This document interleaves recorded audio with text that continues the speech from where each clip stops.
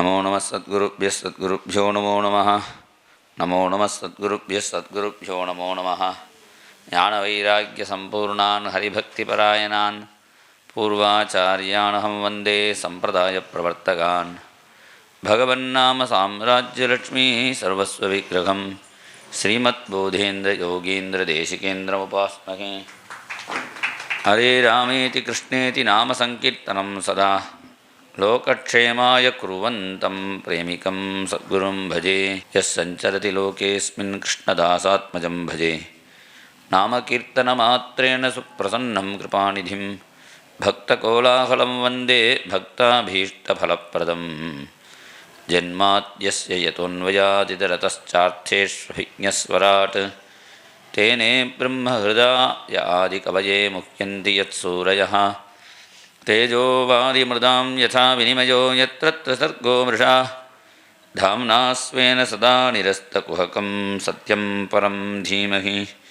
யோகீந்திராய நமஸ்தஸ்மை சுகாய பிரம்மரூபிணே சம்சாரசர்ப்பதஷ்டம் யோ விஷ்ணுராதமமோமுச்சத். நாராயணம் நமஸ்கிருத்ய நரம் சைவ நரோத்தமம் தேவீம் சரஸ்வதீம் வியாசம் ததோ ஜெயமுதீரயேத். கிருஷ்ணாய வாசுதேவாய தேவகீநந்தனாய ச நந்தகோபகுமாராய கோவிந்தாய நமோ நமः. ஸ்மிருதே சகலகல்யாணபாஜனம் யத்ர ஜாயதே புருஷஸ்தமஜம் நித்யம் व्रजामि शरणं हरिं. भूतैर्महद्भिर्ययिमाः पुरो विभुः निर्मायसेते यदामोषु पूरुषः. भुङ्क्ते गुणान् षोडश षोडशात्मकः सोऽलङ्कृषिष्टभगवान् वचांसि मे. हयग्रीव हयग्रीव हयग्रीवेति यो वदेत् तस्य निस्सरते वाणी जह्नुकन्याप्रवाहवत्. योऽन्तः प्रविश्य मम वाचमिमां प्रसुप्तां सञ्जीवयत्यखिलशक्तिधरस्वधाम्ना. अन्यांश्च हस्तचरणश्रवणत्वगादीन् प्राणान्नमो भगवते पुरुषाय तुभ्यम्. इन्दुकुन्दतुषाराभा भक्तचित्तानुवर्तिनी वाणी मे रसनारङ्गे करोतु नटनं सदा. प्रेमप्रदानीकविचक्षणाभ्यामनन्यभक्तैरभिवन्दिताभ्यां मदीयचित्तासनशोभिताभ्यां नमो नमः. प्रेमिकपादुकाभ्यां श्रीभारतीर्थजगद्गुरूणां तच्छिष्यमौलीन्द्वनुकम्बया च वेदस्य कैङ्कर्यसभा सुपूर्णा विराजते श्री गुरुपादुकाख्या. जय बोल सद्गुरुनाथ महाराज की जय. பகவானுடைய திருநாமங்கள் நிறைய இருந்தாலும் இந்த ஹரின்னு ஒரு பேர் இருக்குது பாருங்க, ரொம்ப விசேஷமான. அதனால தான் வேதத்தில் முதல்வனைன்னு ஆழ்வார் பாடுறார். வேதம் ஆரம்பிக்கும் பொழுதும் ஹரிஹி ஓம் ஹரிஹி ஓம் ஹரிஹி ஓம்னு ஆரம்பத்துக்கும் முடிக்கிறதுக்கும் அந்த சம்புட்டீகரணம் மாதிரி ஹரி என்கிற பேர் தான் பகவானுடைய நாமங்களில் முக்கியமாக சொல்லப்படுறது. அந்த ஹரி என்கிற பேருக்கு என்ன அர்த்தம்னா எல்லாத்தையும் ஹரிக்கிறவன் அர்த்தம். ஹரினா எதை ஹரிக்கிறாருன்னா சர்வ நம்முடைய துக்கங்களை முதல்ல நீக்கிறதுனாலேயே ஹரின்னு பேர். துக்கத்துக்கு என்ன காரணம்னா செஞ்ச பாபம். பாபம் தீராமல் துக்கம் போகவே போகாது. இந்த இங்கிலீஷ் மருந்து மாதிரி மேலே மேலே மருந்து போட்டால் சரியாக வராது. ஆயுர்வேதத்தில் என்ன பண்ணுவா, நீ என்ன பண்ணிட்டுருக்கேன்னு கேட்பா. என்ன சாப்பிட்ற என்ன பண்ணுறேன்னு. நீயா என்னை பற்றி விசாரிச்சுட்டு இருக்கேள், கேட்டதுக்கு மருந்து கொடுக்கக்கூடாதான்னா. அப்படி இல்லை, நீ என்ன அபத்தியமாக சாப்பிட்றியோ எதனால் வியாதி வந்ததுன்னு கண்டுபிடிச்சிட்டு தான் மூலத்தை சரி பண்ணணும். அப்போ துக்கத்துக்கு காரணம் செஞ்சு வச்ச பாவம். பேலன்ஸு ரொம்ப மோசமாக இருந்தால் மோசமான பலன்தான் வரும். அப்போ என்னடான்னா அந்த பாபம் நீங்கணும். அதனால் அந்த பாபத்தை நீக்கிறதுனால தான் சர்வ பாப ஹரோ ஹரிஹி. எல்லா பாபத்தையும் நீக்கிறதுனால அவருக்கு ஹரின்னு பெயர். பாபத்துக்கு என்ன காரணம்னா நம்ம பண்ணக்கூடிய பாபங்கள் தான். அந்த பாபத்தையும் நீக்கிறதுனாலையும், பாபத்தை நீக்கிறது மாத்திரம் காமக்ரோத, அதனால தான் பாபம் பண்ணுறோம். அதையும் நீக்கி நம்மளை நல்லவனாக ஆக்குவார். அதனாலையும் ஹரின்னு பெயர். அது மாத்திரம் இல்லை, ஹே ஸ்ரீ கிருஷ்ணேதி வச்சனம் வதந்தம் நந்தநந்தன ஸ்வீகரோதி மமைவாயம் தத்தோ ஹரிரிதி ஸ்மிருதா. கிருஷ்ணா நந்தநந்தனான்னு யார் அந்த பகவானுடைய பேரை சொல்கிறாளோ அவன் இந்த பக்தனை தூக்கின்னு போயிடுவாரான். அந்த பக்தனை ஹரித்து கொண்டு போகிறதுனாலையும் ஹரின்னு பெயர். அதனால் அந்த ஹரிநாமத்துக்கு சாதாரண அந்த காலத்தில் பெரியவாளையே பேரெல்லாம் தெரியுது. ஹரிஹி சொரியமா, ஹரிஹி வாங்கோ, ஹரிஹி ஹரிஹின்னு தான் சொல்லுவாள். ஏன்னா அந்த ஹரிநாமத்துக்கு அவ்வளோ ரொம்ப விசேஷமான பேர். அந்த ஹரிங்கிற பேர் எந்த பகவானுக்கு வந்ததுன்னா, அந்த கஜேந்திரனை காப்பாற்றினாரே அந்த பகவானுக்கு ஹரின்னு பெயர். அவள் அப்பாவுக்கு ஹரிமேதஸ்னு பேர், அவள் அம்மாவுக்கு ஹரிணி பேர். ஹரிண்யாம் ஹரிமேதசா. நேற்றைய தினம் நீங்கள் எல்லோரும் பிரகலாத சரித்திரம் கேட்டிருப்பேன். குழந்தை நன்னா சொன்னான்னு நான் எதிர்பார்க்குறேன். வேறு ஒரு நாள் நேற்று அப்போ நீங்கள்லாம் ஒரு நல்ல சர்டிஃபிகேட் கொடுத்தே ரொம்ப சந்தோஷம். பாக்கி துருவ சரித்திரம் கஜேந்திர மோட்சம்லாம் சொல்லியிருக்கா. இந்த பிரகலாத சரித்திரம் இப்போ தான் கொஞ்சம் விஸ்தாரமாக இங்கே தான் ஃபஸ்ட்டாக சொல்லியிருக்கா. நீங்கள்லாம் சொன்னது ரொம்ப நல்லது. அப்போ விஷயம் என்னடான்னா, அந்த ஹரி பகவான் அவள் அப்பா ஒவ்வொரு மன்வந்தரங்களை வர்ணிக்கிறதுன்னு ஒரு சம்பிரதாயம் புராணத்தில். நம்ம கூட சொல்கிறோமே, சப்தமே வைவஸ்வத மன்வந்தரே அஷ்டாவிம்சதமே கலியுகேன்னு சொல்கிறோம். 7வது மன்வந்தரம் அப்படின்னா இதுக்கு முன்னாடி 6 பேடுத்து: சுவாயம்புவ, சுவாரோச்சிஷ, உத்தம, தாமச, சாட்சுஷ, இப்படி ரைவத சாட்சுஷாக்கியேஷு ஷட்சு மனுஷு அதீதேஷு சப்தமே வைவஸ்வத மன்வந்தரே. 6 மன்வந்தரம் முடிஞ்சு 7வது மன்வந்தரத்தை 28வது கலியுகத்தில் இருக்கும். எவ்வளோ க்ளீனாக சொல்கிறோம். ஒவ்வொரு மன்வந்தரத்துக்கும் எத்தனை யுகம்னு கணக்கெல்லாம் இருக்குது. அதெல்லாம் கணக்கு சொன்னால் உங்களுக்கு தலை சுற்றும். ஏகப்பட்டது இருக்காது, கோடிக்கணக்க பில்லியன் ட்ரில்லியன் கணக்கில் இருக்குது. அப்போ ஒவ்வொரு மன்வந்தரத்துலேயும் பகவான் என்னென்ன அவதாரம் பண்ணினான்னு சொல்லும்பொழுது தான் தாமச மன்வந்தரத்தில் ஹரிணி ஹரிமேதஸ் தம்பதிகளுக்கு ஹரியாக பிறந்து பகவான் கஜேந்திரனை காப்பாற்றினார் என்று சொல்ல, உடனே அந்த கதையை விஸ்தாரமாக சொல்லுங்கன்னு பரீட்சித்து கேட்குறான். தத் கதாசு மகத் புண்ணியம் தன்யம் ஸ்வஸ்தேனம் சுபம் எத்திர எத்ரோத்தம ஸ்லோகோ பகவான் கீயத்தே ஹரிஹி. சாதாரணமாக கதைக்கு பலஸ்ருதி சொல்கிறவா தான் சொல்லுவாள். நான் இப்போ பிரவச்சனம் பண்ணுறேன்னா ஒவ்வொரு சரித்திரத்துக்கும் என்ன பலஸ்ருதின்னு நான் சொல்லுவேன். இங்கே என்னடான்னா, பரீட்சித்தே அந்த கதையினுடைய பலஸ்ருதியை சொல்லி இப்பேற்பட்ட மகிமையுடைய கதையை நீங்கள் சொல்லுங்கன்னு ராஜாவே சொல்லக்கூடிய ஒரு பலஸ்ருதி இதில் சொல்கிறார். பகவானுடைய கதையில் சுமகத் புண்ணியம், புண்ணியம் மகத் புண்ணியம், சுமகத் புண்ணியம்னா சூப்பர்லேட்டிவ் டிகிரிங்கிறாளே, ஏக்தம் சூப்பரான புண்ணியமான சரித்திரம். இதை கேட்டால் பாக்கி கதை கேட்குறோமோ இல்லையோ, இந்த கதையை கேட்கணுமா. தன்யம், இதை கேட்டால் பணம் வருமா. பணம் எதுக்குடான்னா, மாதம் எவ்வளோ சம்பளம்னா 30,000 40,000ங்கிறான். எவ்வளோ செலவு பண்ணான்னா 20,000 டாக்டருக்கும் மருந்துக்கும் செலவாகுதுன்னா அது பிரயோஜனம் இல்லை. ஏதோ வந்த பணத்தில் ஒரு 1000 ரூபா இது மாதிரி அன்னதானத்துக்கு பண்ணினோம், கோவிலுக்கு தீபத்துக்கு கொடுத்தோம், இது மாதிரி ஹோமத்துக்கு கொடுத்தோம்னு பணம் வரது முக்கியம் இல்லை. செலவு நல்ல செலவாக வரணும். செலவு நல்ல செலவாக வரணும்னா அதுக்கு என்னடான்னா, அந்த பணம் நல்ல வழியாக வரணும். ஒருத்தன் மகாலட்சுமியை உபாசனை பண்ணினான். திடீர்னு பார்த்தா பத்ரகாளி மாதிரி பயங்கரமான மகாலட்சுமி பிரத்யட்சமானா. கண்ணங்கரேல்னு ஆணு நாக்கை நீட்டிண்டு உடனே அவன் சொன்னான், நான் லட்சுமி மந்திரம் தானே ஜெபம் பண்ணுறேன், லட்சுமி ஃபோட்டோலாம் பார்த்துருக்கேன், ரொம்ப அழகாக அப்படி கை வச்சுட்டு அப்படியே பைசா கொட்டுற மாதிரிலாம் பார்த்துருக்கேன், நீயே இவ்வளோ பயங்கரமாக இருக்கேன்னு கேட்டான். நான் தான் பிளாக் மணி அப்படின்னு. நான் கருப்பு பணம் லட்சுமி இப்படி தான் இருப்பேன். அதனால் கருப்பு பணமாக இருக்கக்கூடாது, ஒயிட் மணியாக இருக்கணும். இது நான் சொல்லலை, பாகவதத்தில் கிருஷ்ணன் உத்தவனுக்கு சொல்கிறார், சுக்லேன உபார்ஜிதேனவா, என்னை பக்தி பண்ணும்போது ஒயிட் மணியால் பூஜை பண்ணுங்கிறார். அதுக்கு ரொம்ப சிரமமாக இருந்தால் கூட அந்த பிளாக் மணியை ஒயிட்டாக ஆக்கிறதுக்கு இங்கே வழி இருக்குது. இங்கே கொடுத்துட்டேன்னா நல்ல காரியத்துக்கு அது ஒயிட்டாக ஆகிடும். அப்போ சொன்ன விஷயம் என்னடான்னா, தன்யம்.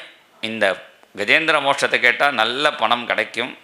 தன்ய சப்தத்துக்கு பல அர்த்தம். தனம்னு ஒரு அர்த்தம் மாத்திரம் இல்லை, அனபேட்சோ குணைப்பூர்ணா தன்யயித்யபிதீயத்தே. எதிரியும் ஆசை இல்லாமல் நல்ல குணத்தோட ஒருத்தனுக்கு நல்ல குணம் வரணுமே, அது கிடைக்கும். தன்யம் ஸ்வஸ்தியனம் சுபம் எத்திர எத்திரோத்தம ஸ்லோகோ பகவான் கீயத்தே ஹரிஹி. இன்னும் கஜேந்திர மோட்சத்தை விஸ்தாரமாக விரிவாக சொல்லணும் என்று கேட்க 3 அத்தியாயங்களில் இங்கே சொல்கிறார். ஆசீத் கிரிவரோ ராஜன் திரிகூட இதி விஸ்ருதகா க்ஷீரோதேனாவிருத ஸ்ரீமான் யோஜனாயுதம் உச்ச்ரிதகா. திரிகூட்டம்னு ஒரு மலை, திரிகூடமலைன்னு இப்போ லங்கையில் கூட ஒன்று இருக்குது, அது திரிகோணமலை. அது அது மாதிரி தான் இந்த மலையும் இருக்கும். திரிகூட்டம்னா 3 கொடுமுடி இருக்கான், அதனால் அதுக்கு திரிகூடன்னு பேர். பிரம்மா விஷ்ணு சிவன் 3 பேருக்கு பிரம்மணோமே சிவஸ்யச்ச இன்னும் 3 பேருக்கும் அதில் கோவில் வேறு இருக்குது. இந்த மலை எங்கே இருக்குடான்னா பார்க்கடல்னு சொல்கிறோமே, பகவானை படுத்துன்னு இருக்காரு, இந்த பார்க்கடலுக்கு நடுவில் இருக்குது. அந்த மலையில் ஒரு காடு, அந்த காட்டுக்கு ரித்துமத்துன்னு பேர், வருணனுக்கு சொந்தமான காடு. காடுனாலேயே நிறைய செடி கொடிகள்லாம் இருக்கணும். இப்போ இருக்கிற காட்டை அழிச்சு விட்றா, அப்புறம் என்னடனா மழையே வரலைங்கிறா, வந்தால் ஒரே தெரியாக ஓவராக வருதுங்கிறா. இதுக்கெலாம் என்ன காரணம்னா காட்டை அழிக்கிறது தான். காட்டை அழிக்கக்கூடாது, காட்டை காப்பாற்றணும். ஓரளவு காட்டை அழிச்சு வீடு கட்டிக்கலாம் தான். எப்போ பார்த்தாலும் காட்டை அழிச்சு இருக்கிற மலையை உடச்சி ரோடாக போட்டுட்டு மரத்தை வெட்டி ஃபர்னிச்சர் பண்ணிவிட்டு கடைசியில் மழை இல்லைன்னு சொல்லக்கூடாது. அப்போ நம்ம அந்த காட்டையும் காப்பாற்றணும். அந்த மலையில் பெரிய காடு, அந்த காட்டில் ஒரு யானை மிருகங்களுக்கு ராஜாவாக இருக்குது. சாதாரணமாக காட்டில் ராஜா யாருடான்னா சிங்கம் தான். சிங்கம் ராஜான்னு யாரும் சொல்லலை, ஒருத்தரும் பட்டாபிஷேகம் ஒன்றும் யாரும் பண்ணலை. அது தன் பவர்னால் அது ராஜாவாக இருக்குது. அந்த காட்டில் ஒரு யானைக்கு சிங்கத்தை விட பவர் ஜாஸ்தியாக இருந்ததுனால சிங்கம் யானையும் அடக்கி இது ராஜாவாக இருக்குது. அந்த யானை முறப்படி ராஜாவாக இருக்குது. துஷ்ட மிருகங்களெல்லாம் விரட்டுறது. யத் கந்த மாத்திராத்தரயோ கஜேந்திராக வியாக்ராதயோ வியால மிருகா சகட்காக மகோரகாச்சாபி பயாத்ரவந்தி சகௌர கிருஷ்ணா சரபாச்சமரியா. அந்த யானையினுடைய ஸ்மெல் அடித்தாலே போருமாம், சிங்கம், புலி, கரடி, யாழி முதலிய மிருகங்கள்லாம் பயந்துன்னு ஓடும். சாது மிருகங்கள் விருக்கா வராகா மகிழக்ஷசல்யாக கோபுச்சசாலா விருக்க மர்க்கட்டாஸ்ச, பசு, மான், முயல், குரங்கு, இந்த சாது மிருகங்கள்லாம் தைரியமாக இருக்குமா. அப்படி சாதுக்களை காப்பாற்றி கெட்டவர்களை விரட்டுறது தான் ராஜ தர்மம். இன்றைக்கி இருக்கிற ராஜாலாம் என்னடனா கெட்டவர்கள்லாம் வெளியில் விட்டுறான், நல்லவனாக போட்டு அவெல்லாம் ஜெயிலில் போடுறா, கெட்டவர்கள்லாம் வாமிக்கணும் வெளியில் விட்டுறா. அப்படி இருக்கக்கூடாது. முறப்படி ராஜாவாக இருக்குது இந்த யானை. இந்த யானைக்கு எப்படி இந்த ராஜ தர்மம் தெரிஞ்சதுன்னா, இந்த யானை போன ஜென்மத்தில் ராஜாவாக இருந்தது அப்படின்னு இந்த யானையினுடைய கதையை ஃப்ளாஷ்பேக் மாதிரி தான் சுக்கர் சொல்கிறார். ஆனால் நாராயண பட்டத்திரி கதை சொல்கிறதுக்கு ஈஸியாக இருக்கணும்னு புரிகிற மாதிரி ஆரம்பிக்கிறார். இந்திரத்யும்ன பாண்டிய கண்டாதிராஜகா त्वत्भक्तात्मा चन्दनाद्रौ कदाचित् त्वत्सेवायां मग्नधीरालुलोके नैवागस्त्यं प्राप्तमातिथ्यकामम् इन्द्रद्युम्नः पाण्ड्यखण्डाधिराजः. இந்திரத்யும்னு பாண்டிய தேசத்து ராஜா. இந்த பாண்டிய தேசம் தான் இதெல்லாம் பாண்டி நாடு தான். இதுக்கு பொதிகை மலை அதுதான் பிரதானமான. அந்த இந்திரத்யும்னங்கிற ராஜா என்ன பண்ணினார், மகாவிஷ்ணுவை பூஜை பண்ணலான்னு உட்காந்துட்டு இருக்கார். விஷ்ணு பூஜைக்கு என்னென்ன உண்டோ எல்லாம் எடுத்து வச்சுருக்கார். சந்தனம், குங்குமம், வெத்தலை பாக்கு, பழம், மணி, சங்கு, எல்லாம் துளசி எல்லாம் எடுத்து வச்சுருக்கார். முக்கியமாக ஒன்று என்னவோ அதை எடுத்துக்கல. விஷ்ணு பூஜைக்கு வினயம் வேணும், அடியேன் தாசன்னு சொல்லணும். இவர் என்ன பண்ணுறாருன்னா, வினயம் இல்லாமல் நாம் பண்ணுற பூஜையை எல்லோரும் பார்க்கட்டும்னு தங்க பாத்திரம்லாம் வச்சுட்டு பூஜை பண்ணிட்டு இருக்கார். வெள்ளி சாமான்லாம் வச்சுட்டு இருக்கார். அப்போ அவருடைய குரு வரார் அகஸ்தியர். பகவானை நம்ம பூஜை பண்ணும்பொழுது குரு வந்துவிட்டாருன்னா அந்த பூஜையை நிறுத்திட்டு குருவை பூஜை பண்ணணும்னு சாஸ்திரம். மகத் சந்தர்சனே பிராப்தே சமஸ்த நியமைரலம் தாளவிருந்தேன கிம் காரியம் சம்பிராப்தே. நல்லா பொதிகை மலை தென்றல் காற்று மலைய மாரதம் வீசும்பொழுது யாராவது விசிறி வச்சு வீசிட்டு இருப்பானோ, அதனால் தாளவிருந்தேன கிம் காரியம் சம்பிராப்தே மலையானிலே அப்படிங்கிறார். அந்த மலைய மாரதம் தென்றல் காற்று வீசும்பொழுது நம்ம விசிறி வச்சுக்க அவசியம் இல்லை. அது மாதிரி குருவை பார்த்துட்டோம்னா தெய்வ பூஜையை நிறுத்திவிடலாம். ஏன்னா குரு தான் பிரம்மா, குரு தான் விஷ்ணு, குரு தான் எல்லாம் குரு தான். அது தெரியாமல் இந்த இந்திரஜிம்னன் என்ன பண்ணினான், நம்ம பண்ணுற பூஜையை அவர் பார்க்கட்டுமேன்னு கொஞ்சம் பக்தியாக இருக்கிற மாதிரி காட்டணுங்கிறதுக்காக கண்ணை மூடினவன் இன்னும் இருக்க கண்ணை மூடினு அப்படியே உட்காந்துருக்கான் அசையாமல். குருவுக்கு தெரியும் இது ஒரிஜினலாக டூப்ளிகேட்டானு. அவர் பார்த்தார், இது மாதிரி வேஷம் போட்டு என்றைக்கு பகவானை அடைய போகிறான், இவனை ஷார்ட்கட்டில் அனுப்பிச்சி விடலாம்னு நினச்சிண்டார். அதனால் என்ன பண்ணார், கும்போத்பூதி சம்பிருத குரோதபாரா ஸ்தப்தாத்மாத்வம் அஸ்தி பூயம் பஜேதி. இந்திரஜிம்னவா சொன்னார், ஏ இந்திரஜிம்னா, மதம் பிடிக்க சுபாவம் யானைக்கு மதம் பிடிக்கலாம், அதே மாதிரி மனுஷனுக்கு மதம் பிடிக்கக்கூடாது. எங்கள் குருநாதர் சொல்லுவார், அவரவர்கள் காரியம் அவாவா பண்ணினா நல்லது, அடுத்தவனுக்கு வந்தால் அது நன்னா இருக்காது. இப்போ காக்கா பறந்தால் தப்பு இல்லை, மனுஷன் காக்கா மாதிரி பறக்கக்கூடாது. ஒரே தெரியா நாய் வல்லுன்னு விழலாம், மனுஷியே சில பேர் நாய் மாதிரி வல்லுன்னு விழுவா. அதுலேருந்தே புரிஞ்சுக்கலாம் பூர்வ ஜென்மத்தில் நன்றி உள்ள பிராணியாக இருந்திருக்கான்னு. சில பேர் ஒரே இடத்துல இருக்காமல் தாவி போய் வேண்டியிருப்பான். அப்போ புரிஞ்சுக்கலாம் போன ஜென்மத்தில் ராமருக்கு ரொம்ப ஹெல்ப் பண்ணியிருக்கார். இன்னும் அவளுடைய பூர்வ ஜென்மத்தை அவளுடைய ஆக்டிவிட்டீஸை பார்த்தே கண்டுபிடிச்சிக்கலாம். அதனால் யானைக்கு இது மதம் பிடிச்ச அழகு, மனுஷனுக்கு மதம் பிடிக்கக்கூடாது, அதனால் நீ மதம் பிடிக்கக்கூடிய யானையாக போகணும்னு சபிச்சார். உடனே மன்னிப்பு கேட்டான். பரவாயில்ல, உன் கையை பகவான் எப்போ பிடிக்கிறாரோ அப்போ சாப விமோச்சனம்னு சொன்னார். அப்படி அகஸ்தியருடைய சாபத்தினால யானையாக மாறின இந்திரஜிம்னன்கிற பாண்டிய ராஜா தான் இங்கே கஜேந்திரனாக இருக்கான். திடீர்னு சில பேருக்கு ராஜாவாக இருக்கணும்னு ஆசையாக இருக்கும், ஆனால் யாருக்காக கஷ்டம் வந்தால் அந்த கஷ்டத்தை நீக்கிறதுக்கு வரமாட்டான், ஹெல்ப் பண்ண வரமாட்டான். அவன் சௌக்கியமாக இருக்கிறதுக்கு ராஜாவாக இருக்கானே தவிர ஜனங்களுடைய கஷ்டத்தை நீக்கிறதுக்கு ராஜாவாக யாரும் இல்லை. இந்த யானை ராஜாவாக இருக்கும்போது திடீர்னு தண்ணி கஷ்டம் வந்துருச்சு. உடனே இந்த யானை தண்ணி இருக்கிறத தேடி பார்க்கணும்னு யானைக்கு இந்த மோப்ப சக்தி ஜாஸ்தி. அப்படி தும்பிக்கையை வச்சு மோந்து பார்த்தது, தூரத்தில் தாமரை வாசனை அடிச்சுது. ஜிக்ரன் விதூரான் மத விஹ்வலேட்சணா. தாமரை வாசனை அடித்த உடனே தண்ணி இருந்தால் தான் தாமரை இருக்குன்னு தெரிஞ்சுட்டு யானைக்கு புத்தியும் ரொம்ப ஜாஸ்தி. இந்த எல்லா யானைகளையும் அழைச்சிருந்து இந்த யானை போகிறது முன்னாடி ஒரு லீடர்ஷிப் எப்படி இருக்கணும்னு காட்டுறது. இந்த இடத்துல அழகாக சொல்கிறார், கிரிம் கரிம்னா பரித பிரகம்பயன் நிஷேவியமானோலி குளைர் மதாசனேகி. இந்த யானை நடக்கும்பொழுது அந்த மலையே குலுங்குறதாம். கரிம்னா பரித பிரகம்பயன்னு. போகிற வழியில் ஆலமரம் அரச மரம்னா இருந்தால் யானை சுற்றி போகாதான், தந்தத்தினால குத்தி தூக்கி எறிஞ்சி ரோடு போட்டுட்டு போகிறது. லீடராக இருக்கா முன்னாடி இருந்து நடத்தி அழிச்சுன்னு போகணும், பின்னிலேருந்து போங்க சொல்லக்கூடாது, முன்னாடி இருக்கணும். அப்படி இந்த யானை எல்லா யானையும் அழைச்சிட்டு அங்கே போனால் பெரிய குளம். அந்த குளத்தை பார்த்த உடனே எல்லா யானையும் குளிச்சுருக்கு சுகமாக. குளிச்சுட்டு இருக்கும்போது அந்த குளத்துக்கு அடியில் ஒரு முதலை இருக்குது. அந்த முதலையும் சாதாரண முதலை இல்லை, ஹூன்னு ஒரு கந்தர்வன். இந்த குளத்தில் தேவலர்னு ஒரு மகரிஷி சந்தியாவதனம் பண்ணும்போது காலை பிடிச்சி இழுத்தான். உடனே அவர் சாபம் கொடுத்தார், முதலையாக போகணும். மன்னிப்பு கேட்டான். பெருமாள் ஓ மேலே சக்கரம் எப்போ விடுறாரோ மோட்சம்னா.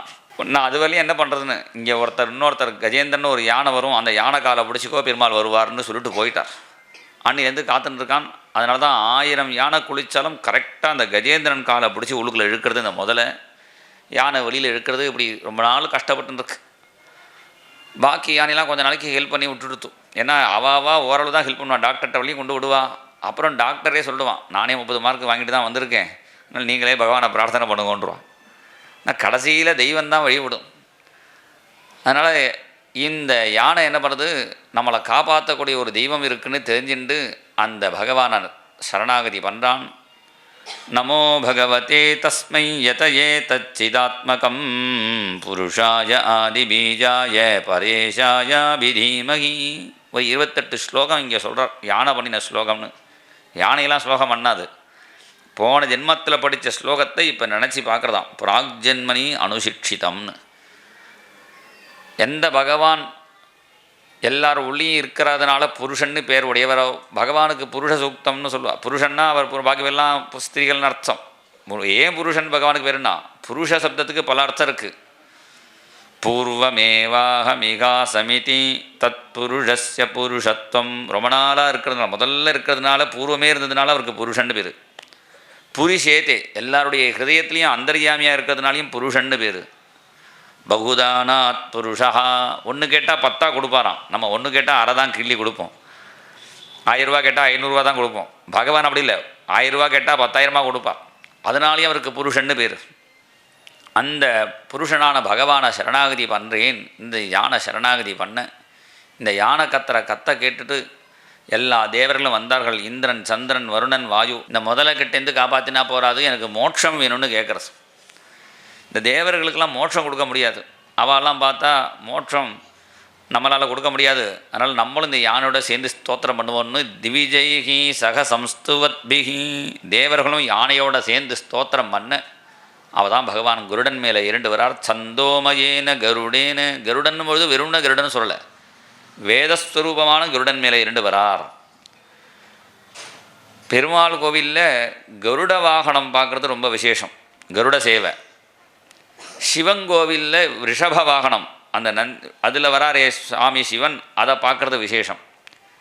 ஏன் இது ரெண்டுக்கும் ரொம்ப விசேஷம்னா, இந்த கருட வாகனத்தில் பெருமாளை பார்த்தா நமக்கு மோட்சம், ரிஷப வாகனத்தில் பரமேஸ்வரனை பார்த்தா நமக்கு அதுக்கும் கைலாச பதவி. அதுக்கு ரொம்ப முக்கியமான பலன் சொன்னதுனால அதுக்கு அந்த கருடனை கூட இங்கே வேதம்தான் சொல்கிறார். வேதம் பகவானை எடுத்து காட்டுறது, இவரை பிடிச்சிக்குங்கன்னு. அந்த வேதஸ்வரூபமான கருடன் மேலே இரண்டு பெருமாள் வர ஒன்று இந்த யானை என்ன பண்ணுறது, ஒரு தாமரையை பறித்து நாராயணா அகில குரோ பகவன் நமஸ்தே அப்படின்னு ஒரு தாமரையை எடுத்து போட, அந்த தாமரையை வாங்கிட்டார் பகவான். உடனே இந்த யானையினுடைய கையை பிடிச்சி வெளியில் இழுத்தார். முதல்ல தலையை காமிச்சது. ஹஸ்தீந்திரம் தம் ஹஸ்தபத்மேன திருத்வா சக்ரேனத்வம் நக்ரவரியம் வியதாரீஹி கந்தர்வேஸ்மின் முக்தசாபே சகஸ்தி தொத்சாரூப்யம் பிராப்யதே தீப்யதே ஸ்ம. இந்த யானையை இழுத்து அந்த முதலையை அடித்தார். அடித்த உடனே முதலைக்கு மோட்சம் கிடச்சிது. என்ன ஒரு ஆச்சரியம்னா, பகவானை ஸ்தோத்திரம் பண்ணி பகவானுக்கு தாமரை கொடுத்தது யானை, முதல்ல மோட்சம் கிடச்சிது முதலைக்கு. ஆனால் தான் அதுக்கு முதலே பேர் வந்துருச்சு. ஏன் முதல்ல மோட்சம் கிடச்சிதுன்னா, பகவானை டைரெக்டாக பூஜை பண்ணுறவாளை விட பகவானை பூஜை பண்ணுற பாகவதால் காலை பிடிக்கிறவாளுக்கு முதல் அனுகிரகம்னு பகவான் காட்டுறார். அதனால் முதலைக்கு மோட்சத்தை கொடுத்தார். அந்த யானையுடைய தடவி கொடுத்தார். யானையுடைய சரீரம் மாறி சதுர்புஜ சங்கச்சக்கர கதாதாரியாக ஆயிட்டார். பகவானுடைய பாரிஷத ரூபம் சாரூப்பிய முக்தின்னு பேர், அதை கொடுத்து அந்த கஜேந்திரனை கருடன் மேலே ஏற்றிண்டு பகவான் கிளம்புறார். கிளம்பும்பொழுது சொல்கிறார், இந்த ஸ்தோத்திரத்தை யார் காலம்பரை எழுந்துட்டு சொல்கிறார்களோ, அது ஏமாம் துவாஞ்ச, உன்னையும் என்னையும் யார் நினைக்கிறார்களோ அவர்களுக்கு கடைசி காலத்தில் நல்ல புத்தியை கொடுத்து அழிச்சிட்டு போவேன் என்று சொல்லி, அதனால தான் ஆழ்வார் இதை சொல்கிறார். துப்புடையாரை அடைவதெல்லாம் சோர்விடத்து துணையாவரென்றே ஒப்பிலேனாகிலும் நினையடைந்தேன் ஆணைக்கு நீ அருள் செய்தமையால் பெண்ணை நலியும் போது அங்கேதும் நான் உன்னை நினைக்க மாட்டேன் அப்போதைக்கு இப்போதே சொல்லி வைத்தேன் அரங்கத்தரவனே பள்ளியானே. துப்புடையாரை சாதாரணமாக சொல்லுவோம், உனக்கு படிக்கிறதுக்கு துப்பு இல்லைன்னா படிக்கிறவனோட சேர்ந்துக்கோ, பணத்துக்கு துப்பு இல்லைன்னா கொஞ்சம் பணக்காரனோட சேர்ந்துக்கோம்போம். அப்போ துப்பு உடையிறத எதுக்கு அடையிறதுன்னா, நமக்கு கொஞ்சம் பணத்துக்கு துப்பு இல்லைன்னா பணக்காரனோட சேர்ந்தால் 5-10 கடன் கொடுப்பான்.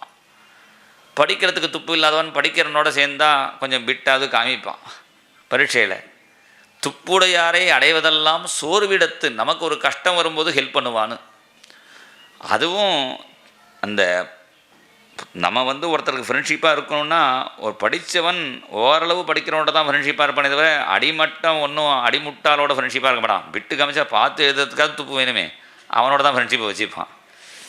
பணக்காரனும் ஓரளவு அவன் லெவலுக்கு தான் ஃப்ரெண்ட்ஷிப்பை வச்சுப்பான் தவிர டெய்லி வேறு பிச்சைக்காரனோட ஃப்ரெண்ட்ஷிப்பை வச்சுக்க மாட்டான். அதனால் இவர் சொல்கிறார், பெருமாளே உன்னோட வரத்துக்கு எனக்கு ஒப்பு இல்லைன்னுட்டார். ஒப்பிலே நாகிலும் நினையடைந்தேன் ஆணைக்கு நீ அருள் செய்தமையால். அன்னைக்கு யானைக்கு என்ன ஒன்றும் இல்லாத யானைக்கு ஹெல்ப் பண்ண வந்தியே, அது மாதிரி கடைசி காலத்தில் பெண்ணை நலியும் போது அங்கேதும் நான் உன்னை நினைக்க மாட்டேன், கடைசி காலத்தில் நான் உன்னை நினைக்க மாட்டேன்னு விட்டார். இது சொல்கிறது யாருன்னா ஆழ்வார். ஆழ்வார்னா என்ன அர்த்தம்னா, ஆழ்ந்து தியானம் பண்ணுறவாள் தான் ஆழ்வார்னு பேர். அப்படி ஆழ்ந்து தியானம் பண்ணுற ஆழ்வாரே சொல்லிட்டார், கடைசி காலத்தில் நினைப்பேனோ மாட்டேனோ சொல்லலை, நினைக்க மாட்டேன். அப்போ அவனை நினைக்க மாட்டேன்ப்பா, அப்போ நாராயணா கோவிந்தா வருமா தெரியாது, அப்போதைக்கு இப்போதே சொல்லி வைத்தேன். கடைசி காலத்தில் சொல்ல முடியாது, இப்போயே நாராயணா கோவிந்தான்னு சொல்கிறேன். இப்போ சொன்ன நாராயணா கோவிந்தாவை கடைசியில் சொன்னதாக நினச்சிட்டு எனக்கு அனுகிரகம் பண்ணணும் என்று பிரார்த்தனை பண்ணுறார். உடைய யானையை பகவான் அழைச்சிட்டு அனுகிரகம் பண்ணின சரித்திரம். இதை கேட்குறவாளுக்கு துஸ்வப்ன நாசம். சாதாரண ஒரு பலசுத்தி வேணுமே, சாதாரண பலசுத்தி துஸ்வப்னம் பலிக்காது. சில பேருக்கு கெட்ட சொப்னம் வரும். சொப்னத்தையே நல்ல சொப்னம் வரக்கூடாதோ? ஜம்னு கோவிலில் போய் பகவானை பார்க்குற மாதிரி சொப்னம் வரக்கூடாதோ? சொப்னத்துலேயும் 4 போலீஸ்காரன் லத்தி சார்ஜ் பண்ணுற மாதிரி சொப்னம். ஐயோ ஐயோன்னு அழுவான். அவள் ஆத்துக்காரி அடித்து எதுக்கு கத்திரையில்னு, இல்லை போலீஸ்காரன் அடிக்கிறான்பா. போலீஸ்காரன் இல்லை நான் தான் அடிக்கிறேன், எழுந்துருங்கோம்பா. எழுந்துன்னு பார்த்தா நல்ல நீ தானே, நான் போலீஸ்காரன் அடிக்கிறான்னு நினச்சிட்டு இருந்தேன். இது மாதிரி கெட்ட சொப்பனம் வந்துடுத்துனா சில சிவம் பழிச்சாலும் பழிக்கும். அது மாதிரி ஏதாவது கெட்ட சொப்பனம் வந்தால் இந்த யானையை காப்பாற்றின கதையை நினச்சிட்டோம்னா அந்த துஸ்வப்னம் பழிக்காது என்று ஒரு சாதாரண பலஸ்ருதி. ஞானிகளை பொறுத்தவரையிலையும் துஸ்வப்னம்னா என்னடான்னா இந்த வாழ்க்கையே சொப்னம் தாங்கிறார். சொப்பன வாழ்வில் மகிழ்ந்தேன் சுப்பிரமணிய சுவாமி நினை மறந்தேன் அப்படின்னு ஒருத்தர் பாடு. இந்த வாழ்க்கையே சொப்பனம். இந்த வாழ்க்கையாகிய சொப்பனத்திலிருந்து ஞானமாகிய விழிப்பு நிலை வரும் என்று இதனுடைய யதார்த்தம். அதன் பிறகு சாட்சுஷம் என்கிற மன்வந்திரத்தில் பகவான் தேவர்களுக்காக பார்க்கடலை கடைஞ்சி அமிர்தம் கொடுத்தான். அப்போ கூர்ம ரூபத்தை, ஒரு ஆமையினுடைய ரூபத்தை எடுத்துட்டான் என்று சொல்ல, உடனே பரீட்சித்து கேட்குறான், நம்ம தான் ஏதோ பாவம் பண்ணி மீனாவும் ஆமையாகவும் பிறக்கிறோன்னா பகவானும் ஏன் மீனாவும் ஆமையாக பிறக்கிறாருன்னா, அவள் அடுத்தவருக்கு ஹெல்ப் பண்ணுறதுக்காக பகவான் தானே கர்மாவினால் பகவான் பிறக்கலை, பகவான் கருணையினால் பிறக்கிறான்பா என்று சொல்லி அந்த சரித்திரத்தை சொல்கிறார். ஒரு சமயம் துர்வாச மகரிஷி மகாலட்சுமி பிரசாதமான மாலையை எடுத்துன்னு வரார். அப்போ இந்திரன் ஐராவதம் மேலே வந்துட்டுருக்கான். உடனே அந்த இந்திரனுக்கு அந்த மாலையை கொடுத்தார். ஒரு பெரியவர் மாலை கொடுத்தா மரியாதையாக வாங்கக்கூடாதோ? அதை இடது கையில் வாங்கி யானை தலையில் வச்சுட்டான். உடனே யானை காலில் போட்டு மிதிச்சுடுச்சு. துர்வாசருக்கு சும்மா இருந்தாலே கோபம் வரும், ஏன் சும்மா இருக்கேம்பார். தப்பு பண்ணால் விடுவாரோ? உடனே சாபம் கொடுத்தார், லக்ஷ்மி பிரசாதத்தை அவமரியாதை பண்ணினதுனால லக்ஷ்மி கடாட்சம் இல்லாமல் போகட்டும்னு. அதனால் என்னாச்சுன்னா தேவலோகத்திலேயே துர்பிட்சம் வந்துடுத்தான். துர்பிக்ஷம் தேவலோகேஷு மனூனாமுதகங்கிருஹே. தேவலோகத்திலே துர்பிட்சம் வந்துடுச்சு. உடனே தேவர்கள் எல்லாரும் நேராக பிரம்மா கிட்ட சொல்ல, பிரம்மா தேவர்களை அழைச்சிட்டு பார்க்கடலில் போய் பகவானை பிரார்த்தனை பண்ணுறார். நாராயண நாராயண ஜெய் ஜெய் கோவிந்த ஹரே, நாராயண நாராயண ஜெய் ஜெய் கோவிந்த ஹரே, நாராயண நாராயண ஜெய் ஜெய் கோபால ஹரே, நாராயண நாராயண ஜெய் ஜெய் கோபால ஹரே, நாராயண நாராயண ஜெய் ஜெய் கோவிந்த ஹரே, நாராயண நாராயண ஜெய் ஜெய் கோவிந்த ஹரே, நாராயண நாராயண ஜெய் ஜெய் கோபால ஹரே, நாராயண நாராயண ஜெய் ஜெய் கோபால ஹரே, நாராயண நாராயண ஜெய் ஜெய் கோவிந்த ஹரே, நாராயண நாராயண ஜெய் ஜெய் கோவிந்த ஹரே, நாராயண நாராயண ஜெய் ஜெய் கோபால ஹரே, நாராயண நாராயண ஜெய் ஜெய் கோபால ஹரே, கோவிந்த ஹரே ஜெய ஜெய கோபால ஹரே, கோவிந்த ஹரே ஜெய ஜெய கோபால ஹரே, கோவிந்த ஹரே ஜெய ஜெய கோபால ஹரே, கோவிந்த ஹரே ஜெய ஜெய கோபால ஹரே, கோவிந்த ஹரே ஜெய ஜெய கோபால ஹரே, கோவிந்த ஹரே ஜெய ஜெய கோபால ஹரே, கோவிந்த ஹரே ஜெய ஜெய கோபால ஹரே, கோவிந்த ஹரே ஜெய ஜெய கோபால ஹரே, ஜெய ஜெய கோபால ஹரே, ஜெய ஜெய கோபால ஹரே. தேவர்கள்லாம் பகவானை பிரார்த்தனை பண்ண பகவான் சொன்னார், நீங்கள் கவலைப்படாதீங்கோ, எப்போ உங்களுக்கு சக்தி இல்லையோ, சக்தி இல்லவாடோல ஃப்ரெண்ட்ஷிப்பை முதல்ல சேர்த்துக்கணும். நீங்கள்லாம் அசுரர்களோட ஃப்ரெண்ட்ஷிப்பாக பழகிண்டு மந்திரமலைன்னு ஒரு மலை இருக்குது, அந்த மலையில் மூலிகை ஜாஸ்தியாக இருக்குது. அந்த மந்திரமலையை இந்த பார்க்கடலில் போட்டு வாசுகிங்கிற பாம்பை அதில் சுற்றி இந்த பார்க்கடலை கடைஞ்சால் அமிர்தம்னு ஒரு டானிக்கு வரும், அதை சாப்பிட்டா தெம்பு வரும் அப்படின்னார். இன்னும் ஒரு தேவன் கேட்டான், எவ்வளோ தெம்பு வரும்னு கேட்டான். பகவான் சொன்னார், அசுரால் திருப்பி அடிக்க தெம்பு வருமா தெரியாது, கொடுக்குற அடியை வாங்கிறதுக்காக தெம்பு கிடைக்கும், அதை கடையை அமிர்தத்தை எடுங்கோன்னார். சரின்னு தேவர்கள்லாம் அசுராலோட ஃப்ரெண்ட்ஷிப்பாக பழகிண்டு அந்த மந்திரமலையை தூக்கிட்டு வரார்கள். அப்போ கூட அவர்களுக்கு கர்வம், நாங்கள் தூக்குறதுனால தான் மலை வந்துட்டுருக்குன்னு. அந்த மலை பார்த்தது, பகவான் சொன்னாரின்னு வந்துட்டுருக்கேன், நீங்கள் உங்கள் பெருமையை பேசிக்கிறீங்களா, என் பெருமையை பாருங்கன்னு. அந்த மலை என்ன பண்ணுறது, சொல்லாமல் கொள்ளாமல் பாதி வழியில் உட்காந்துடுச்சு. நான் உட்கார போகிறேன்னு மலை சொன்னால் கொஞ்ச நேரம் வெளியே போயிருக்கலாம். திடீர்னு உட்காந்தவொடனே மலைக்கடியில் தேவர்களும் அசுரர்களும் மாட்டிண்டு பகவானை கூப்பிட உடனே பகவான் கருடன் மேலே ஏறிண்டு அந்த மலையை தூக்கி கருடன் மேலே வச்சார். அபிநவ ஜலதர சுந்தரா திருத்தமந்தரா ஸ்ரீமுக சந்திர சகோரா ஜய ஜய தேவாகரே. அஷ்டபதியில் சொல்கிறார் ஜெயதேவர், அபிநவ ஜலதர சுந்தரா திருத மந்தரா. அந்த மந்திரமலையை தூக்கிட்டு பகவான் ஹெல்ப் பண்ணினான். அந்த மந்திரமலையை தூக்கினவுடனே அந்த கருடனுடைய பெருமையை பாருங்கோ. தேவர்களுக்கும் அசுரர்களுக்கும் எடுக்க முடியாது, மலையையும் தூக்கிண்டு மலையை தூக்குற பகவானையும் தூக்கிண்டு பறக்கிறார். அவருக்கு என்ன பெருமைன்னா, அந்த வினயமாக இருக்கிறது தான் பலம். அகங்காரப்பட்டோம்னா அடி வாங்குவோம், வினயமாக இருந்தால் நமக்கு அடி வாங்காது. பெரிய புயல் காற்று வீசினா ஆலமரம் கூட விழுந்துடும், ஆனால் புல் விழாது. ஏன் புல் விழாதுன்னா அது தலையை குனிஞ்சின்றும். காற்றடிக்கும் போது தலையை குனிஞ்சுன்னு வினயமாக யார் இருக்காளோ அவளுக்கு ஆபத்து இல்லை என்பதை இங்கே காட்டுறார். கங்கையை பார்த்து சமுத்திரம் கேட்குறான்னு மகாபாரதத்தை ஒரு கதை. கங்காதேவியை பார்த்து கேட்டால், நீ பெரிய பெரிய மரங்களெல்லாம் உடச்சின்னு வரையே, ஒரு கொடியை முல்லை கொடி மல்லிகை கொடியெல்லாம் உடச்சின்னு வரக்கூடாதான்னு. அதுக்கு கங்கை சொன்னால், நானும் கொடியெல்லாம் உடைக்கலாம் தான் பார்த்தேன், இந்த கொடியெல்லாம் உடைக்க போனால் அது தாழ்ந்து தாழ்ந்து வினயமாக போகிறதுனால என்னால் ஒன்றும் பண்ண முடியல. இந்த மரங்கள்லாம் கர்வமாக இருக்கிறதுனால அவளை பிடிச்சி உடைக்கிறதுக்கு ஈஸியாக இருக்குன்னு. அப்போ கர்வப்பட்டோம்னா நமக்கு அடி வாங்குவோம், வினயமாக இருந்தால் அடி கிடைக்காதுங்கிறத இங்கே காட்டுறார். அந்த கருடன் பார்க்கடலில் மலையை போட்டார். உடனே கருடனை பார்த்து, ஒரு வாரம் உங்களுக்கு ரெஸ்ட்டு தரேன், நீங்கள் வீட்டுக்கு போய்ட்டு வாங்கன்னார் பெருமாள். உடனே கருடன் சொன்னார், நானும் இந்த பார்க்கடல் கிடையாத பார்க்கறேனேன்னார். அது நீங்கள் இருந்தால் பார்க்கடலே கிடைய முடியாது, ஏன்னா கருடன் இருந்தாருன்னா வாசுகி பாம்பு வராது, அதனால் நீ போய்ட்டு வாங்கணும். ஹரிநாச விசர்ஜிதா. அந்த கருடனை அனுப்பிச்சுட்டு வாசுகியை கூப்பிட்டா அவரும் வரமாட்டேன்னு விட்டார். பகவான் சொன்னார், யாரையுமே ஃப்ரீயாக கூப்பிட்டா வரமாட்டா, ஏதாவது சம்திங் கொடுத்தா தான் 4 பேர் வருவா, அதனால் ஏதாவது கொடுங்கோன்னு அன்றைக்கி ஆரம்பித்தார் பகவான். சம்திங் கொடுங்கோன்னு அன்றைக்கி ஆரம்பிச்சது இன்றைக்குள்ளேயும் கண்டினியூவாக போயின்னுருக்கு. எல்லா காரியத்துக்கும் சம்திங் கொடுத்தா தான் காரியம் நடக்கிறதுன்னு ஆயிடுச்சு. அப்படி அந்த பலபாகேன வாசுகிம் தே நாகராஜ மாமந்திரிய, அந்த நாகராஜனான வாசுகிக்கு கொஞ்சம் அமிர்தம் தரேன்னு உடனே அவரும் வந்தார். அந்த பாம்பை மலையில் சுற்றி ஒரு பக்கம் தேவர்கள் ஒரு பக்கம் அசுரர்கள். அதுலேயே தேவர்கள்லாம் பாம்போட தலைப்பக்கம் பிடிக்க போனான், வால் பக்கம் பிடிக்க போனான். அப்போ தான் பெருமாள் சொன்னார், முதல்ல தலையை பிடிங்கோ, அப்போ தான் சண்டைக்கு வருவாதே, அசுராலாம் நைஸாக வாகலை தலையை கொடுத்துருவோம் அப்படின்னு பிளான் பண்ணி முதல்ல தலைப்பக்கம் பகவான் பிடிச்சிருந்தான்.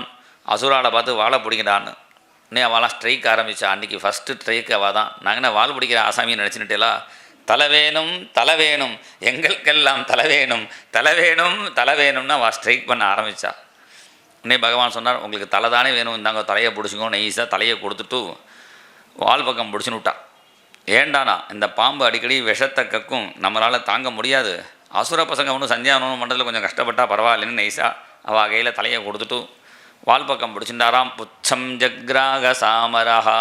இப்படி பிடிச்சி கலையை ஆரம்பித்தா பெரிய காரியம் பண்ணும்பொழுது முதல்ல பெரிய ஹோமம் ஒன்று பண்ணுறோம்னா முதல்ல கணபதி ஹோமம்னு ஒன்று பண்ணணும். எந்த காரியம் பண்ணினாலும் பிள்ளையார் பூஜைன்னு ஒன்று பண்ணணும். வருஷம் சித்தி விநாயக பூஜைன்னு ஒன்று பண்ணுவோம். அந்த பூஜை பண்ணுறதுக்கு பிள்ளையார் பூஜை விக்னம் இல்லாமல் நடக்கிறதுக்கே ஒரு பிள்ளையார் பூஜை பண்ணணும். மாமியெலாம் முறுக்கு சுற்றுறதுக்கு முன்னாடி கூட முதல்ல பிள்ளையார் மாதிரி ஒன்று பிடிச்சி வச்சுருவா. இந்த முறுக்கு ஒழுங்காக சுத்த வரதா இருந்தால் கூட அதுக்கு பிள்ளையார் அனுகிரகம் இருந்தால் தான் தும்பிக்கை மாதிரி அழகாக சுருண்டு வரும்.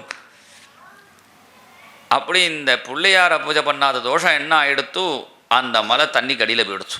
விலோக்கிய விக்னேஷ விதிம் ததேஸ்வரா துரந்த வீரியோவி ததாபிசந்தி கிருத்வா வபுக் காட்சபமத்புதம் மகத் பிரவிஷ்யதோயம் கிரிமுஜ்ஜகார. தண்ணி கடியில் மலை போன உடனே தேவர்கள்லாம் பகவானை பிரார்த்தனை பண்ண.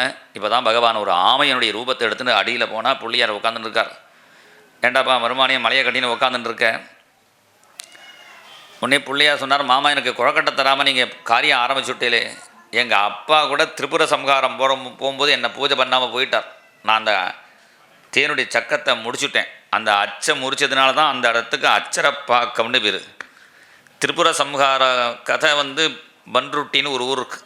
அங்கே இடத்துல வீரட்டானம்னு 8 க்ஷேத்திரத்தில் அந்த அந்த 8 லீலைகள் சிவன் பண்ணின க்ஷேத்திரத்தில் வீரட்டானத்தில் பன்ருட்டி பக்கத்தில் ஒரு க்ஷேத்திரம். அங்கே பெருமாள் கோவிலும் பக்கத்தில் இருக்குது. அந்த பெருமாளுக்கே சரணாராயண பெருமாள் பேர். ரத்னசானுஷராசனம் ரஜதாத்ரி ஸ்ருங்கநிகேதனம் சிஞ்சினீகிருத பன்னகேஸ்வரமச்சுதானனசாயகம் அச்சுதானலசாயகம் க்ஷிப்ரதக்தபுரத்ரயம் ததிவாலயைரபிவந்திதம் சந்திரசேகரமாஸ்ரயே மம கிம் கரிஷ்யதி வையமகா. சந்திரசேகராஷ்டகம்னு பகவானுடைய பல அவதாரங்கள். பெருமானுடைய அவதாரம் தான் நம்ம நிறைய சொல்லிகிட்டு இருக்கோம். அது மாதிரி சிவனுக்கு பல அவதாரங்கள், பல ரூபங்கள் உண்டு. அதில் சந்திரசேகரன் ஒரு ரூபம், ரிஷபாரூடன் ஒரு ரூபம், மாப்பிள சுவாமின்னு ஒரு கல்யாண சுந்தரர்னு ஒரு ரூபம். ஒவ்வொன்றுக்கும் தனித்தனி தியான ஸ்லோகம். அந்த பல ரூபங்கள் ஒரு ரூபம் தான் சங்கரநாராயணன்னு ஒரு ரூபம். அது அந்த ரூபத்துக்கு ஒரே கோவில் நம்ம ஊர்கிட்ட தான் இருக்குது, சங்கரன் கோவிலில் இருக்குது. இப்படி சிவனுடைய பல ரூபங்கள். அதில் சந்திரசேகரன்னு ஒரு ரூபம். அந்த சந்திரசேகரருடைய அஷ்டகத்தில் தான் சொல்கிறா இந்த திரிபுர சம்ஹார லீலையை. அந்த திரிபுர சம்ஹாரத்தை பகவான் பண்ண வரும்போது மெட்ராஸ் எங்கேருந்து வந்தார் தெரியல, வர வழியில் பன்ருட்டி வர வழியில் அந்த அச்சரப்பாக்கத்திலேயே வண்டி சக்கரம் முறிஞ்சிடுச்சு. அதை என்னடா பார்த்தா பிள்ளையாரத்தை பூஜை பண்ணலன்னு தெரிஞ்சுட்டு உடனே பிள்ளையாரை பூஜை பண்ணின பிறகு அப்புறம் வண்டி கிளம்பினதுன்னு. அதனால் எனக்கு குழக்கட்டையை கொடுத்துட்டு காரியத்தை ஆரம்பிங்கோம்பார். அப்படின்னா பிள்ளையாருக்கு என்னடனா குழக்கட்டையை கொடுக்குறேன்னு சொல்லணும். குழக்கட்டையை கொடுக்குறோமோ இல்லையோ, பிள்ளையாரப்பா கல்யாணத்தை நடத்தி கொடு, நான் 108 குழக்கட்டை பண்ணுறேன்பா. பிள்ளையாரப்பா நான் ஊருக்கு போய்ட்டு வரணும், நான் 108 குழக்கட்டை பண்ணுறேன்னு சில மாமி குழக்கட்டை பண்ணுறேன் சொல்லியே 1008 குழக்கட்டை பெண்டிங் வச்சுருவார். இந்த பிள்ளையாரும் காத்துட்டே இருப்பா என்றைக்கு பண்ண போகிறாரோன்னு. ஆனால் ஒரு வார்த்தை சொல்லிடணும், பிள்ளையார்கிட்ட குழக்கட்டை பண்ணிடுறேன்னு. அது மாதிரி பிள்ளையாருக்கு குழக்கட்டை பண்ணுறேன்ப்பா அவசரப்படாதேன்னு சொல்லி மறுபடியும் அந்த பார்க்கடலை கடையை ஆரம்பிக்கும்பொழுது அமிர்தம் வரும்னு பார்த்துட்டு இருந்தால் திடீர்னு விஷம் வந்துடுச்சு. விஷம் வந்தவுடனே எல்லா ஹாலாஹலம்ங்கிற விஷம், ஹாலம்னாலே விஷம். அந்த பார்க்கடல்லேருந்து ஒரு விஷம், அந்த பாம்பு வாயிலேருந்து ஒரு விஷம், 2 விஷம் சேர்ந்தனால அதுக்கு ஹாலாஹலம்னு பேர். அந்த ஹாலாஹல விஷம் புறப்பட்டு வர தேவர்கள்லாம் ஓடினார்கள். கைலாசத்தில் போய் பரமேஸ்வரனை பிரார்த்தனை பண்ணுறார்கள். சம்போ மகாதேவ தேவா சிவ சம்போ மகாதேவ தேவேஷ சம்போ சம்போ மகாதேவ தேவா பாலாவனம் ரத்கிரீட்டம் பாலநேத்ரார்த்திஷா தக்த பஞ்சேஷு கீட்டம் शूलाहतारातिकूटं शुद्धमर्देन्दुचूडं भजे मार्गबन्धुं शम्भो महादेव देवा शिव शम्भो महादेव देवेश शम्भो शम्भो महादेव देवा देवदेव महादेवा भूतात्मन् भूतभावना. தேவர்கள் பிரார்த்தனை பண்ண உடனே பரமேஸ்வரன் கவலைப்படாதீங்கன்னு சொல்லி அந்த விஷத்தை கையில் வாங்கிண்டார். பார்வதியை பார்த்து சொன்னார், பும்சகா கிருபயத்தோ பத்ரே சர்வாத்மா பிரியதே ஹரிஹி. முடியாதவர்களுக்கு முடிஞ்சவர்கள் ஹெல்ப் பண்ணணும். இதுதான் பகவானுக்கு பண்ணுற பூஜை. பணம் இல்லாதவனுக்கு பணக்காரன் ஹெல்ப் பண்ணணும், படிப்பு இல்லாதவனுக்கு படிப்பு உள்ளவன் ஹெல்ப் பண்ணணும், உடம்பில் பலம் இல்லாத வயசானவர்களுக்கு சின்னவர்கள் ஹெல்ப் பண்ணணும். இதுதான் பகவானுக்கு பூஜையை தவிர யாருக்கும் ஒரு ஹெல்ப்பும் பண்ணாமல் பூவை மாத்திரம் நிறைய வாங்கிட்டு கிருஷ்ணாய நமஹா கமலாநாதாய நமஹா அர்ச்சனை பண்ணினா அது பூஜை இல்லை. முடியாதவர்களுக்கு மக்கள் சேவை, மகேசன் சேவை, மானவ சேவா, மாதவ சேவா. இதை சொன்னதே யாரடான்னா பரமேஸ்வரன் தான். இந்த தேவர்களுக்கும் அசுரர்களுக்கும் இந்த விஷத்தை தாங்க முடியல. நான் வேணா சாப்பிடட்டுமான்னு பார்வதியை பார்த்து கேட்க, பார்வதி சாப்பிடுங்கன்னுட்டா. ஆற்றுக்காரர் விஷம் குடிக்கட்டுமான்னு கேட்கும்போது வேண்டான்னா சொல்லக்கூடாதோ, பரவாயில்ல குடிங்கன்னுட்டா. ஏன் குடிங்கன்னு சொன்னான்னா அவருக்கு விஷம் ஒன்றும் பண்ணாதுன்னு தெரிஞ்சுட்டாலாம். பிரபாவஜா அன்வமூதத்தை, அவருடைய பிரபாவத்தை தெரிஞ்சுட்டு சாப்பிடுங்கன்னு சொல்ல சிவன் சாப்பிடும்பொழுது ஹரிப்பிரியதாம், பெருமாள் சந்தோஷப்படட்டும்னு குடித்தாராம். இவர் சிவன் விஷம் குடிக்கும்போது பெருமாள் சந்தோஷப்படட்டும்னா என்ன அர்த்தம்னா, பெருமாள் ரொம்ப நாளாக எதிர்பார்க்குற பொழுது சிவன் கொஞ்சம் விஷம் குடித்தா தேவலைன்னு அப்படி அர்த்தம் இல்லை. என்ன அர்த்தம்னா, இப்போ ரட்சணம்ங்கிற தொழில், காப்பாற்றுறதுங்கிற தொழில் பெருமாளுடைய தொழில். அவர் அதை பண்ணாமல் உட்காந்து கடலை கடைஞ்சின்னு இருக்கார். அவர் காரியத்தை நான் பண்ணுறேன்னு, ஒருத்தர் காரியத்தை இன்னொருத்தர் பண்ணும்போது தேங்க்ஸ் சொல்லுவோமே, அது மாதிரி அவர் காரியத்தை நான் பண்ணுறேனே, அதனால் அவர் சந்தோஷம் அடையட்டும்னு அச்சுத பிரியதான்னு சாப்பிட்டார். ஹரிஹின்னு நம்ம வாயில் போடுக்கிறோமே, நம்ம தீர்த்தம் சாப்பிடும்பொழுது சாப்பிட்றதுக்கு முன்னாடி அது முதல்ல ஆரம்பித்தது யாருடானா பரமேஸ்வரன் தான். ஹரிஹின்னு குடிச்சிட்டார். அது மாத்திரம் இல்லை, இன்னொரு காரணம் என்னடான்னா, பெருமாள் நினைக்கிறாராம், பாக்கி தேவர்கள்லாம் அமிர்தம் குடித்தாதான் தேவர்கள், சிவன் அப்படி இல்லை, அவர் விஷத்தை குடித்தாலும் அவர் தேவன் இல்லை, அவர் மகாதேவன், அவர் பெருமையை காட்டணும்னு பெருமாள் நினைக்கிறதுனால அச்சுத பிரியதான்னு சாப்பிட்டார். சில பேர் விஷத்தை சாப்பிட்டுட்டு அவர்கள் முழிப்பார்கள், கடைசியில் இந்த விஷம் முழிக்கிறது, வெளியிலையும் போக முடியாமல் உள்ளியும் போக முடியாமல் கழுத்தில் மாட்டிண்டு, இந்த சோடா பாட்டியில் கோழி கொண்டு மாட்டின்னு முழிக்கும் பாருங்க, வெளியிலையும் வராமல் உள்ளுக்குள்ளேயும் வராமல், அது மாதிரி இந்த கழுத்துலேயே மாட்டின்னு அந்த விஷம். அதனால் அந்த பரமேஸ்வரனுக்கு நீலகண்டன்னு பேர் கிடச்சிது. இதில் என்ன தத்துவம்னா, விஷத்துக்கு விஷம்னு பேர் இல்லை, அடுத்தவாளை கஷ்டப்படுத்துகிற மாதிரி குத்தி காட்டி பேசுகிறோமே அந்த வார்த்தைகள் தான் விஷம். அது மாதிரி குத்துற மாதிரி வார்த்தைகளை வெளியில் விடாத, கழுத்துலையே வச்சுக்கோன்னு அர்த்தம். நல்ல வார்த்தைகளை வெளியில் விடணும். அதான் பார்க்கடல்லேருந்து 2 வந்தது, சந்திரனும் வந்தது, விஷமும் வந்தது. பரம் கண்டே நியச்சதி குணதோஷோ புதோ கிருண்ணன்னு இந்துட்சேலா விவேஸ்வரா. அவள் தான் சமஸ்கிருதம் எம்ஏ படிச்சிருக்கா, ஆனால் அவளுக்கு கொஞ்சம் ஜாஸ்தி தெரியும். அப்பைய தீட்சிதரை சொல்கிறார் குவலயானந்தம்ங்கிற கிரந்தத்தில், குணதோஷோ புதோ கிருண்ணன்னு. குணமும் தோஷத்தில் நம்ம என்ன பண்ணணும்னா, சிவனை மாதிரி தெரிஞ்சுக்கணுமா, நல்லதை எடுத்துக்கணும், வேண்டாதை விட்டுடணும். அதனால் என்ன பண்ணினார்னா, அந்த சந்திரனை தலைக்கு மேலே வச்சுருக்கார். அது மாதிரி நல்ல வார்த்தைகளை வெளியில் விடணும், அந்த வேண்டாத வார்த்தைகளை கழுத்தையே வச்சுவிடணும். அதுதான் விஷம்னு கழுத்தில் அமைக்கினுட்டார். மறுபடியும் பார்க்கடலை கடையிறார்கள். கடையும் பொழுது 8வது ஸ்கந்தம், 8வது அத்தியாயம், 8வது ஸ்லோகம், 8வது வஸ்துவாக மகாலட்சுமி வரான்னு இங்கே ஆவிர்பவிக்கிறான்னு வர்ணிக்கிறார். ததச்சாவிரபூத் சாட்சாத் ஸ்ரீரமா பகவத் பரா ரஞ்சயந்தி திசக் காந்தியா வித்யுத் சௌதாமினி யதா. மகாலட்சுமி வராம்போதே தனலட்சுமி வரா. அதுபடி ததச்ச ஆவிரபூத் சாட்சாத் ஸ்ரீரமா பகவத் பரா.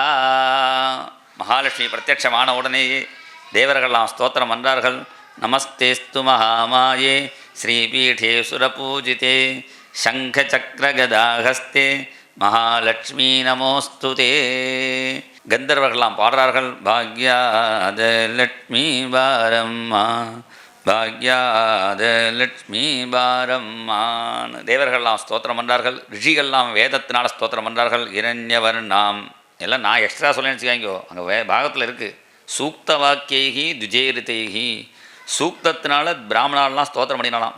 சூக்தம் யாருக்கு இருக்குடான்னா ஸ்ரீ சூக்தம், அதுவும் ருக்வேதத்தில் தான் இருக்குது.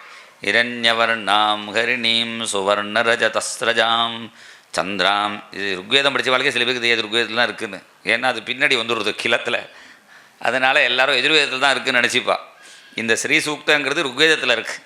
இரண்யவர்ணாம் ஹரிணீம் சுவர்ண ரஜதஸ்ரஜாம் சந்திராம் இரண்மயீம் லட்சுமீம் ஜாதவேதோ ஆவஹான்னு தேவர்கள்லாம் ஸ்தோத்திரம் பண்ண உடனே மகாலட்சுமி ஒரு மாலை எடுத்துன்னு வரால். மாலை எடுத்துன்னு பெருமாளுக்கு போட வரும்பொழுது அந்த மகாலட்சுமி வரத்துக்கு முன்னாடியே அவள் அக்கா வேற வந்துட்டாளாம், ஜேஷ்டா பகவதின்னு.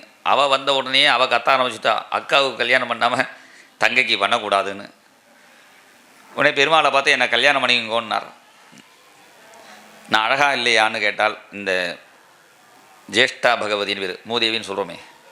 பெருமாள் சொன்னார், ஒருத்தர் அழகா இல்லையான்னு தீர்மானம் பண்ணுறது ரொம்ப கஷ்டம். அழகு போட்டியிலே என்ன பண்ணுவான்னா கொஞ்சம் நடக்க சொல்லுவாள். நடக்க சொல்லிட்டு தான் யார் அழகாக இருக்கான்னு சொல்லுவாள். அது மாதிரி பெருமாள் கொஞ்சம் நடக்க சொன்னாராம். மகாலட்சுமியும் ஸ்ரீதேவியும் மூதேவியும் 2 பேரும் நடந்து வந்த உடனே பெருமாள் சொன்னார், அக்கா போகும்போது ரொம்ப அழகாக இருக்கா, தங்க வரும்போது ரொம்ப அழகாக இருக்கா அப்படி சொல்லி அட்ஜஸ்ட் பண்ணிவிட்டார். கடைசியில் என்னடானா, எனக்கு கல்யாணம் பண்ணக்கூடாதுன்னு உடனே இந்த ஜேஷ்டாதேவியை யார் கல்யாணம் பண்ணிக்கலன்னு ஒரு உத்தங்கர்னு ஒரு ரிஷி வந்தார். போனால் பொழுது நான் கல்யாணம் பண்ணிக்கிறேன்னு அவரை கல்யாணம் பண்ண சொன்னோன்னே, நான் கல்யாணம் பண்ணிக்கிறேன், முதல்ல வீடை பார்த்து போன்னு முதல்ல ஒரு அரச மரத்தில் உக்காத்தி வச்சுட்டு அவள் என்ன பண்ணார், முதல்ல ஆற்றுக்கு அழிச்சின்னு போனார். போனால் அங்கே வேதபாராயணத்தை ஆரம்பித்தார். பூஜையை ஆரம்பித்த உடனே அந்த மூதேவி சொன்னால், இந்த வேதபாராயணம் பண்ணுற இடம், இந்த மணி சத்தம் இருக்கிற இடம், சங்கு சப்தம் இருக்கிற இடம், இந்த ஹோமம் பண்ணுற இடம், இது மாதிரி இடம்லாம் எனக்கு பிடிக்காது. எங்கே தானியத்தெல்லாம் சிந்துறாளோ, எங்கே மாமி மாமாவும் சண்டை போட்டுக்கிறாளோ, இப்படி அவள் எங்கெங்கே பிடிக்கும் எங்கெங்கே பிடிக்கான்னு ஒரு லிஸ்ட்டு சொல்கிறா இங்கே மூதேவி. எனக்கு அந்த இடம் தான் வேணும்னு பார்த்தார். ஒன்றை வச்சுன்னு சரியாக வராது போல இருக்கேன்னு அந்த மூதேவி என்ன பண்ணினாலும் அந்த அரச மரத்தில் கொஞ்சம் நேரம் உட்காரு, நான் வரேன்னு போனாராம். அன்றைக்கி அந்த மகரிஷி இன்னொருலையும் திரும்பி வரவே இல்லை, போயிட்டார். அப்படியே கிளம்பி போயிட்டார். மறுபடியும் அந்த ஜேஷ்டாதேவி கத்தினா, பெருமாளை கூப்பிட்டார், என்னை கல்யாணம் பண்ணிக்கிறேன்னு சொல்லி ஐசினு போயிட்டு அவரை விட்டுட்டு போயிட்டார் அந்த மாமா. அப்படி சொன்னோடனே அன்றைக்கி சனிக்கிழமை அன்றைக்கி பெருமாள் வந்தாராம். நான் உன்னை பார்க்க வந்த அன்றைக்கி சனிக்கிழமை அன்றைக்கி மாத்திரம் இந்த அரச மரத்தை யாரை தொடுறாளோ அவளுக்கு புண்ணியத்தை கொடு. சனிக்கிழமை இல்லாமல் பாக்கி நாளைக்கு அரச மரத்தை யாரை தொடுறாளோ அவள் புண்ணியத்தை வாங்கிக்கோ. உனக்கு என்ன சாப்பாடு தங்குறதுக்கு இடம், இந்த அரச மரத்துலேயே தங்கிக்கோ. நான் உன்னை பார்க்க வந்த இந்த சனிக்கிழமை அன்றைக்கி மாத்திரம். அதனால் சமுத்திராஸ்வத்தௌ நஸ்பிரஷ்டவ்யௌ கதாச்சன அஸ்வத்தம் மந்தவாரேது சமுத்திரம் பர்வணி ஸ்பிருஷேத்துன்னு சாஸ்திரம், தர்மசாஸ்திரம் என்ன சொல்கிறதுன்னா, சமுத்திரத்தையும் அரச மரத்தையும் தொடக்கூடாது. சமுத்திரத்தை தொடர்றதா இருந்தால் பருவ காலங்களில் அமாவாசை பௌர்ணமி சமயத்தில் சமுத்திரத்தில் குளிக்கலாம். அஸ்வத்தம் மந்தவாரியது, இந்த அரச மரத்தை சனிக்கிழமை அன்றைக்கி தான் தொடலாம். அதனால் தெரிஞ்சுக்கிறதுக்காக சொல்கிறேன். பாக்கி நாளைக்கு பிரஷ்ரமணி எல்லாம் பண்ணலாம், தொட்டு பண்ணுறது கூடாது. அதனால் இந்த சனிக்கிழமை அன்றைக்கி மாத்திரம் அரச மரத்தை தொட்டு பூஜை பண்ணலாம். இப்படி ஒரு ஏற்பாடு பண்ணி மறுபடியும் மகாலட்சுமி மாலையை எடுத்துன்னு இப்படி வந்தால் எல்லாருக்கும் மகாலட்சுமி வேணும்னு ஆசையாக இருக்க, எல்லோரும் கழுத்தை காட்டுறா. எல்லாத்தையும் ஒரு குறை இருக்கிறத பார்த்தால் மகாலட்சுமி. குறையில்லாதவர் யாருடான்னா, குறையென்றுமில்லாத கோவிந்தா, குறையில்லாதவன் கோவிந்தன். ஏன் சிவனுக்கு குறையானா, சிவனுக்கு ஒரு குறை இல்லை, இருந்தாலும் ட்ரெஸ்ஸு சரியாக பண்ணிட்டு வரல. கல்யாணத்துக்கு போகிறமே நல்ல ட்ரெஸ்ஸு போட்டுன்னு வரக்கூடாதோ? அவர் எப்போதும் போல் யானைத்தோலையும் புலித்தோலையும் கட்டிண்டு அவர் எல்லாத்துக்கும் பாம்பு தான் யூஸ் பண்ணுவார். வாட்சுக்கு பாம்பு, மோதிரத்துக்கு பாம்பு, செயினுக்கு பாம்பு, பெல்ட்டுக்கு பாம்பு, குடுமி கட்டுறதுக்கும் ரப்பர் பேண்டு கிடையாது, அதுக்கும் ஒரு பாம்பு. அவரை கல்யாணம் பண்ணால் என்ன பண்ணுவார்னா, ஒரு குட்டி பாம்பு எடுத்து தாலியை கொடுத்து கழுத்தில் கட்டி விட்டுடுவார். அதனால் சரியாக வராதுன்னு மகாவிஷ்ணுவுக்கு மாலையை சமர்ப்பணம் பண்ணினால் உடனே மகாவிஷ்ணு மார்பலை இடம் கொடுத்தாராம். தஸ்யா ஸ்ரீயஸ்திரிஜகதோ ஜனகோ ஜனன்யாகா வட்சோ நிவாசமகரோத் பரமம் விபூதேகி ஸ்ரீஸ்வாப்ரஜா சகருணேன நிரீட்சணேன எத்திர ஸ்திதைதயத சாதிபதின்னு திரிலோகான்னு மார்பலை இடம் கொடுத்தார். என்ன அர்த்தம்னா, அகலகில்லேன் இறையம் என்று அலரமேல் மங்கை ஒய் மார்பா. எல்லாருக்கும் லட்சுமி கடாட்சம் கிடைக்கணும்னா கீழே இருந்தால் பார்க்க முடியாது, அதனால் மார்பலை வச்சுட்டார். மகாலட்சுமிங்கிறது கருணாஸ்வரூபினி. கருணை நெஞ்சில் தானே உண்டாகும். உன் மண்டையில் கருணை இருக்கா, காலில் கருணை இருக்கா கேட்க மாட்டா, உன் நெஞ்சில் கருணை இருக்கா தான் கேட்பா. அதனால் கருணாஸ்வரூபினியான அம்பாலை தாயாரின் ஹிருதயத்தில் வச்சுட்டார். அது மாத்திரம் இல்லை, இந்த பைசா மகாலட்சுமி ஸ்வரூபமான பைசாவை நெஞ்சில் சட்டு பாக்கெட்டில் வச்சுக்கணும்னு காட்டுறார். இப்போ யாரும் இங்கே வைக்கிறது இல்லை, இங்கே கொண்டு பிருஷ்டத்தில் கொண்டு வைக்கிறான் பேண்ட்டு பாக்கெட்டில். அது மூதேவி இருக்கிற இடம். அங்கே பைசா வச்சா பிக் பாக்கெட் அடிச்சுன்னு போயிடுவான். பைசாவை அங்கே வச்சிக்காத, இங்கே வச்சுக்கோன்னு அது ஒரு லௌகிக நியாயத்தையும் பெருமான் சொல்லித்தார். அதனால் நெஞ்சில் வச்சுட்டார் மகாலட்சுமியை.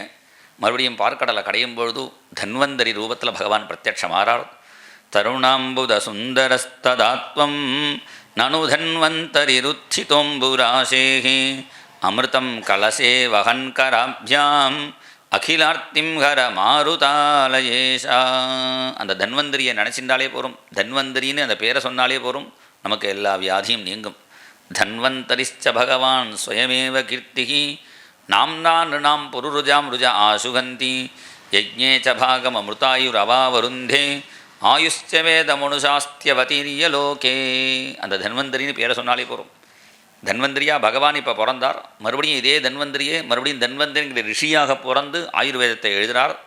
தீர்க்கதமன்னு ஒரு ரிஷி, தீர்க்கதமாமதேயோன்னு நம்ம சொல்கிறோமே மந்திரம், அந்த தீர்க்கதமருக்கு புத்திரனா பிரகாரம் தன்வந்தைஹி தைர்கதமஹ ஆயுர்வேத பிரவர்த்தகः யஜ்ஞபுக் வாசுதேவாம்சः ஸ்மிருதமாத்திரார்த்தி நாசனः. அந்த தன்வந்திரியை ஸ்மரித்தாலே போகும். அச்சுதானந்த கோவிந்தா விஷ்ணோ நாராயணாமிருதா ரோகான்மே நாசியா சேஷான் ஆசு தன்வந்தரே ஹரே. அச்சுதானந்த கோவிந்தா விஷ்ணோ தன்வந்தரே ஹரே வாசுதேவாகிலானஸ்ய ரோகான் நாசய நாசய அச்சுதானந்த கோவிந்தா சச்சிதானந்த சாஸ்வதா மச்சேதோ ரமதாம் நித்தியம் தொச்சாரு சரணாம்புஜே. அச்சுதானந்த கோவிந்தாலே சொன்னால் போரும் அப்படின்னு 3 டேப்லெட் 3 வேளைக்கு சாப்பிடணும் பாலே டாக்டர்லாம். அது மாதிரி காலம்பரை அச்சுதா ஒரு டேப்லெட்டு, மத்தியானத்துக்கு அனந்தாய நமஹா ஒரு டேப்லெட்டு, சாயங்காலத்துக்கு கோவிந்தாய நமஹா. இப்படி சொன்னோம்னாலே நமக்கு அந்த சக்தி கிடைக்கும். அப்படி தன்வந்தரி பகவான் பிரத்யட்சமான உடனே அசுரர்கள்லாம் அந்த அமிர்த கலசத்தை பிடிங்கின்னு போயிட்டார்கள். தேவர்கள்லாம் பகவானை பிரார்த்தனை பண்ண பகவான் ஒரு மோகினி ரூபத்தை எடுத்துன்னு வந்தார். அசுரர்கள்கிட்ட வர அசுரர்கள் மயங்கி அந்த அமிர்த கலசத்தை கொடுக்க ஒரு சைடு அசுரர்களையும் ஒரு சைடு தேவர்களையும் உட்காத்தி வச்சு முதல்ல தேவர்களுக்கு போட்டுட்டு அப்புறம் உங்களுக்கு போடுறேன்னு தேவர்களுக்கு போட ஆரம்பித்தா அசுராலாம் பார்த்துட்டே இருக்கா. என்னடா தேவர்களுக்கு போட்டுட்டு பாக்கி நமக்கு கிடைக்குமா தெரியாது அப்படின்னு நினச்சிருந்தான் ஒரு அசுரன், சொர்பானுன்னு பெயர். அவன் என்ன பண்ணினான், தேவர்களுடைய பந்தியில் குறுக்க போயிட்டான். அந்த குறுக்க போகக்கூடாது. இந்த பிரசாதம் கொடுக்கும்பொழுது க்யூவில் வந்தால் அது தேவ சுபாவம், க்யூவில் வராமல் குறுக்க வந்தால் அது அசுர சுபாவம். அதனால் அது பிரசாதம் கொடுக்கும்போது எல்லாம் ஞாபகம் வச்சுக்கணும். இவன் என்ன பண்ணால் குறுக்க வந்தான், இடிச்சின்னு உக்காந்துட்டான். சாப்பிடும்போது ஒருத்தர் இடிச்சிக்கக்கூடாது. இடிச்சின்னு உட்காந்த உடனே இவன் வேறு ஆள் வந்திருக்கான்னு தெரிஞ்சுன்னு விட்டார்கள். அசுரன்னு தெரிஞ்ச உடனே பெருமாள்கிட்ட சொல்ல அதுக்கு முன்னாடி பகவான் அமிர்தத்தை போட்டுவிட்டார். பெருமாள் அமிர்தம் போட்டது ஆச்சரியம் இல்லை, டபான்னு இவன் வாயில் போட்டுனுட்டான். ஏன்னா பரிரேஜனம் பண்ணலை, ஒன்றும் மல்லாட்டக்கான வாயில் போட்டான்னு உடனே பகவானுக்கிட்ட சொல்ல சக்கரத்தினால் தலையை வெட்டினார். தலையை வெட்டினாலும் புழைச்சின்னு இருக்கான். ஏன்னா அமிர்தம் சாப்பிட்றதுனால தலையும் புழைச்சின்னு இருக்கு, உடம்பும் புழைச்சின்னு இருக்கு. அதனால் அந்த தலையையும் உடம்பையும் ராகு கேது 2 கிரகமாக மாற்றினார். அவன் கழுத்தை வெட்டும்போது கொஞ்சம் அமிர்தம் பூமியில் விழுந்தது. அந்த பியூராக அமிர்தம் விழுந்த இடத்துல தான் பூண்டும், கொஞ்சம் ரத்தத்தோடு அமிர்தம் விழுந்த இடத்துல தான் வெங்காயமும் உண்டானதான். அதுதான் வெங்காயம் பூண்டு சாப்பிட்டா உடம்புக்கு ரொம்ப நல்லதுன்னு டாக்டர்ஸ்லாம் சொல்கிறா. ஆனால் ரிஷிகள் சாப்பிடக்கூடாதுன்னு விட்டா. ஏன் சாப்பிடக்கூடாதுன்னா, அசுரங்கழுத்துலேருந்து வெட்டின விழுந்த இடத்துல இந்த வெங்காயம் பூண்டு வந்ததுனால அதை சாப்பிட்டா அசுர சுபாவம் ஜாஸ்தியாகும், காமகோபங்கள் ஜாஸ்தியாகும். அதனால் உடம்புக்கு எது நல்லதுன்னு பார்க்கக்கூடாது, மனசுக்கு எது நல்லதுன்னு பார்க்கணும். ரிஷிகள்லாம் வில் பவர் தான் சொல்கிறார்கள். அந்த வில் பவர் வேணுங்கிறவா இதெல்லாம் சாப்பிடக்கூடாதுன்னு எழுதி வச்சார்கள். மறுபடியும் தேவாசுர யுத்தம் ஆரம்பிக்க உடனே நாரதர் சமாதானம் பண்ணினார். சமாதானம் பண்ணின நாரதர் கைலாசத்திலவே பரமேஸ்வரன்ட்ட மோகினி அவதாரத்தை பற்றி சொல்ல உடனே பரமேஸ்வரன் மோகினியை பார்க்கணுன்னு வரார். அப்படி வந்து அந்த மோகினியை பார்த்து இப்படி ஆலிங்கனம் பண்ணிண்டார். அந்த டயத்தில் தான் மகாதேவனான பரமேஸ்வரனுடைய சரீரத்திலேருந்து ஒரு ஜோதியும், மோகினி ரூபத்தில் இருக்க பகவானுடைய ரூபத்திலேருந்து ஒரு ஜோதியும், 2 ஜோதியும் சேர்ந்து தர்மசாஸ்தா ஜோதிஸ்வரூபமான தர்மசாஸ்தா அவதாரம் பண்ணினார்னு இது வந்து வேறு புராணத்தில் இருக்குது. பாகவதத்தில் மோகினியை கட்டின்றார்னு தான் இருக்குது. ஐயப்பன் அவதாரம் பண்ணினாருங்கிறது தர்மசாஸ்தாவை பற்றி இல்லை, வேறு பிரம்மாண்டாதி புராணத்தில் இந்த டயத்தில் தான் தர்மசாஸ்தா அவதாரம் பண்ணினார். அதுவும் தர்மசாஸ்தா திருநெல்வேலியில் முக்கால்வாசி எல்லாருக்கும் தர்மசாஸ்தா தான் இங்கே குலதெய்வம். தர்மசாஸ்தா பூஜை இங்கே தான் ரொம்ப முக்கியம். கேரளாவில் போனால் கூட அந்த தர்மசாஸ்தா தமிழ்நாட்டில் தான் எல்லா கோவில்லையும் அந்த ஐயனார் கோவில்னு சொல்லுவாள். ஏன் ஐயனார் கோவில்னால் அங்கே தான் இந்த பஞ்சாயத்துன்னு 5 பேரை வச்சு தீர்ப்பு, தர்மத்துக்கு தீர்ப்பு கொடுக்குறவர் அவர் தான். இந்த தர்மசாஸ்தாவை பற்றி ஸ்காந்த புராணத்தில் இருக்குது. சூரபத்மனுடைய தங்க அஜாமுகிங்கிறவள் என்ன பண்ணினா இந்திரனுடைய கையை பிடிச்சி இழுத்துட்டான். அப்போ இந்திரன் என்ன பண்ணினான், தர்மசாஸ்தாவற்ற சொன்னான், தர்மசாஸ்தாவே எங்கள் ஆத்துக்காரியை காப்பாற்றுங்கன்னு. உடனே தர்மசாஸ்தாவாதார் இந்த சின்ன இவளுக்கெல்லாம் நான் வரணுமான்னு அந்த அவரை தர்மசாஸ்தாவுக்கு ஒரு கூட அடியால் சொல்லக்கூடாது, அவருடைய ஒரு பார்ஷதன்னு சொல்லணும். அவருக்கு மகாகாலன்னு பேர். அவரை விட்டு அந்த அஜாமுகி கையை விட்ட சொன்னார்னு ஸ்காந்த புராணத்தில் சரித்திரம். அதனால் அந்த தர்மத்தை காப்பாற்றுனதுனாலேயே அவருக்கு தர்மசாஸ்தான்னு பேர். அந்த தர்மசாஸ்தா தான் மறுபடியும் பாண்டியேச வம்ச திலகம் கேரளே கேளி விக்கிரகம் ஆர்த்தத்ராணபரம் தேவம் சாஸ்தாரம் பிரணமாம்யகம். மறுபடியும் கேரள தேசத்தில் ஒரு மணிகண்டனாக அவதாரம் பண்ணி மறுபடியும் தர்மத்தில் நிலைநாட்டினார்னு சரித்திரம். இப்படி தர்மசாஸ்தானுடைய அவதாரத்தை சொல்லி இந்த மோகினி அவதாரத்தை சொல்லி முடிக்கிறார். அசத விஷயமங்கிரிம் பாவகம்யம் பிரபன்னான் அமிர்தமரவரியான் நாசயத் சிந்து மத்தியம் கபட யுவதி வேஷோ மோகயன்யசுராரீன் தமகமுபசிருதானாம் कामपूरं नतोऽस्मि. जय बोलो मोहिनी भगवान की जय. சுவாமியே சரணமையப்பா. ஐயப்பன்னும் பொழுது ஒரு ஞாபகம் வருது. தஞ்சாவூர் பக்கம் நினைக்கிறேன். அந்த பக்கத்தில் ஒரு க்ஷேத்திரத்தில் ஐயப்பன் மூக்கில் விரலை வச்சுட்டு இருந்தாராம். மூக்கில் விரலை வச்சுருக்காரவொடனே எல்லோரும் அங்கே அப்பைய தீட்சிதரோட இன்னும் வேற ஒரு மந்திரிகளோட அந்த ராஜா வந்தார், இந்த சரபோஜி ராஜான்னு. ஐயப்பன்னா எப்படின்னா வச்சுட்டு இருப்பார், இவர் என்ன மூக்கில் வச்சுட்டு இருக்காரேன்னு. அப்போ அந்த தீபாராதனை பண்ணுற அந்த அர்ச்சகரை சொன்னார், இங்கே கர்ண பரம்பரையாக ஒரு செய்தி கேட்டிருக்கோம், இந்த மூக்கில் ஏன் ஐயப்பன் கையில் வச்சுருக்காருன்னு கரெக்டான காரணத்தை சொல்லியாச்சுன்னா அவர் மூக்கிலேருந்து கையை எடுத்துருவாருன்னு சொல்லியிருக்கு, நாங்கள் கர்ண பரம்பரையாக கேட்டிருக்கோம். ராஜா என்ன பண்ணினார், பக்கத்தில் உள்ள வித்வானை பார்த்து மூக்கில் ஏன் கையில் வச்சுருக்கார் சொல்லுங்கன்னு. அவர் யோசித்தார், நான் உத்தம தேவனான பரமேஸ்வரனுக்கும் உத்தம தேவதையான மகாவிஷ்ணுவுக்கும் குழந்தையாக பிறந்தாலும் என்னை எல்லாரும் பூதநாதன் பூதநாதன் சொல்கிறாளே தவிர பூதநாதன் சொல்கிறாளே தவிர என்னை தேவநாதன் யாரும் சொல்கிறதில்லையே அப்படின்னு யோசிக்கிறாரோ என்னமோ அப்படின்னார். மூக்கிலேருந்து கை விரலை எடுக்கவே இல்லை. உடனே அப்போ தான் பக்கத்தில் தீட்சிதர் இருந்தார், அப்பயே தீட்சிதர். அவரை பார்த்து கேட்ட உடனே அவர் சொன்னார், அம்பேதி கௌரீம் அகமாஹ்வயாமி பத்ஞப் பிதுரும் மாதரயேவ சர்வாஹ கதன்னு லட்சுமீம் இதி சிந்தயந்தம் சாஸ்தாரமீடே சகலார்த்த சித்தியை. ஐயப்பன் ஏன் மூக்கில் விரலை வச்சு யோசிக்கிறாருன்னா, நான் கைலாசத்துக்கு போனால் சிவனை அப்பான்னு கூப்பிடுவேன், பார்வதியை அம்மானு கூப்பிடுவேன். அப்பாவுக்கு எத்தனை கல்யாணம் ஆனாலும் எல்லாரையும் அம்மா அம்மானு கூப்பிடலாம்.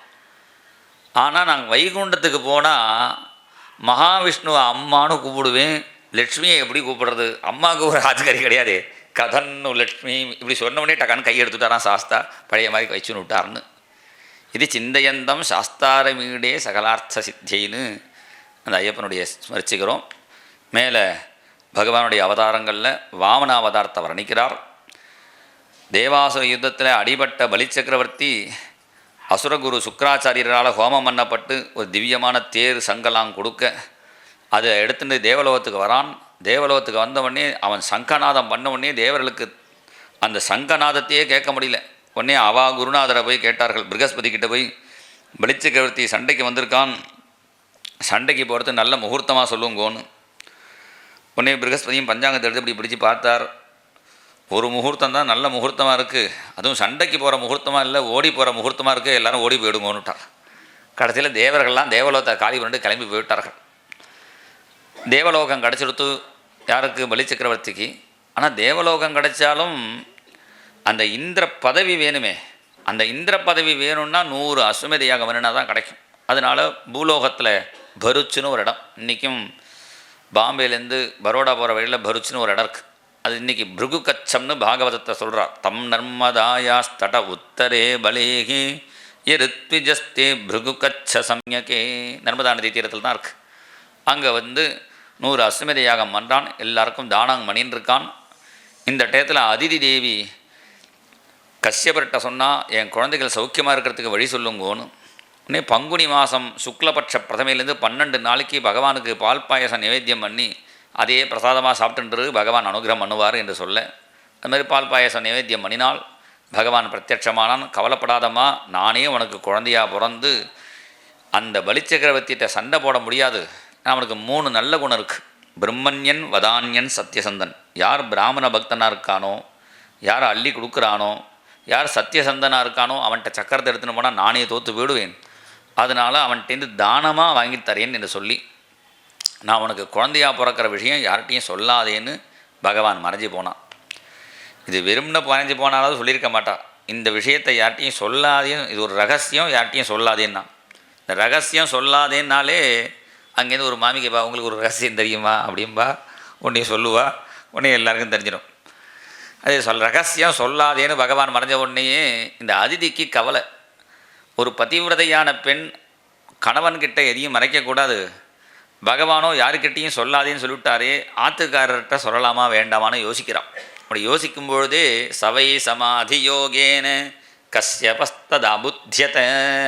அவள் கஷ்யபர் வாசலில் உட்காந்துருக்கார் திண்ணையில். அவரை கேட்டார், ஏம்மா அதிதி, நீ விரதம் பண்ணினியா, பகவான் பிரத்யட்சமானானா, நானே குழந்தையாக பிறக்கிறேன்னு சொன்னானா, இதை யாருக்கிட்டையும் சொல்லாதேன்னு பகவான் சொன்னானா, என்கிட்ட சொல்லலாமா வேண்டாமான்னு யோசிக்கையான்னு இவரே கண்டுபிடிச்சிட்டார். உடனே ஆச்சரியப்பட்டால் அதிதி. ஒரு நல்ல முகூர்த்தத்தில் பகவான் அவதாரம் பண்ணுறான். இன்றைக்கி கேரளாவில் கொண்டாடக்கூடிய ஒரு அவதாரம் என்னடான்னா இந்த அவதாரம் தான். ஓணம் பண்டிகைன்னு சொல்கிறோமே, திருவோணம். இந்த ஆவணி மாதம் ஓணம் நட்சத்திரம்தான் அவளுக்கு வாமன அவதாரம் தான் முக்கியம்.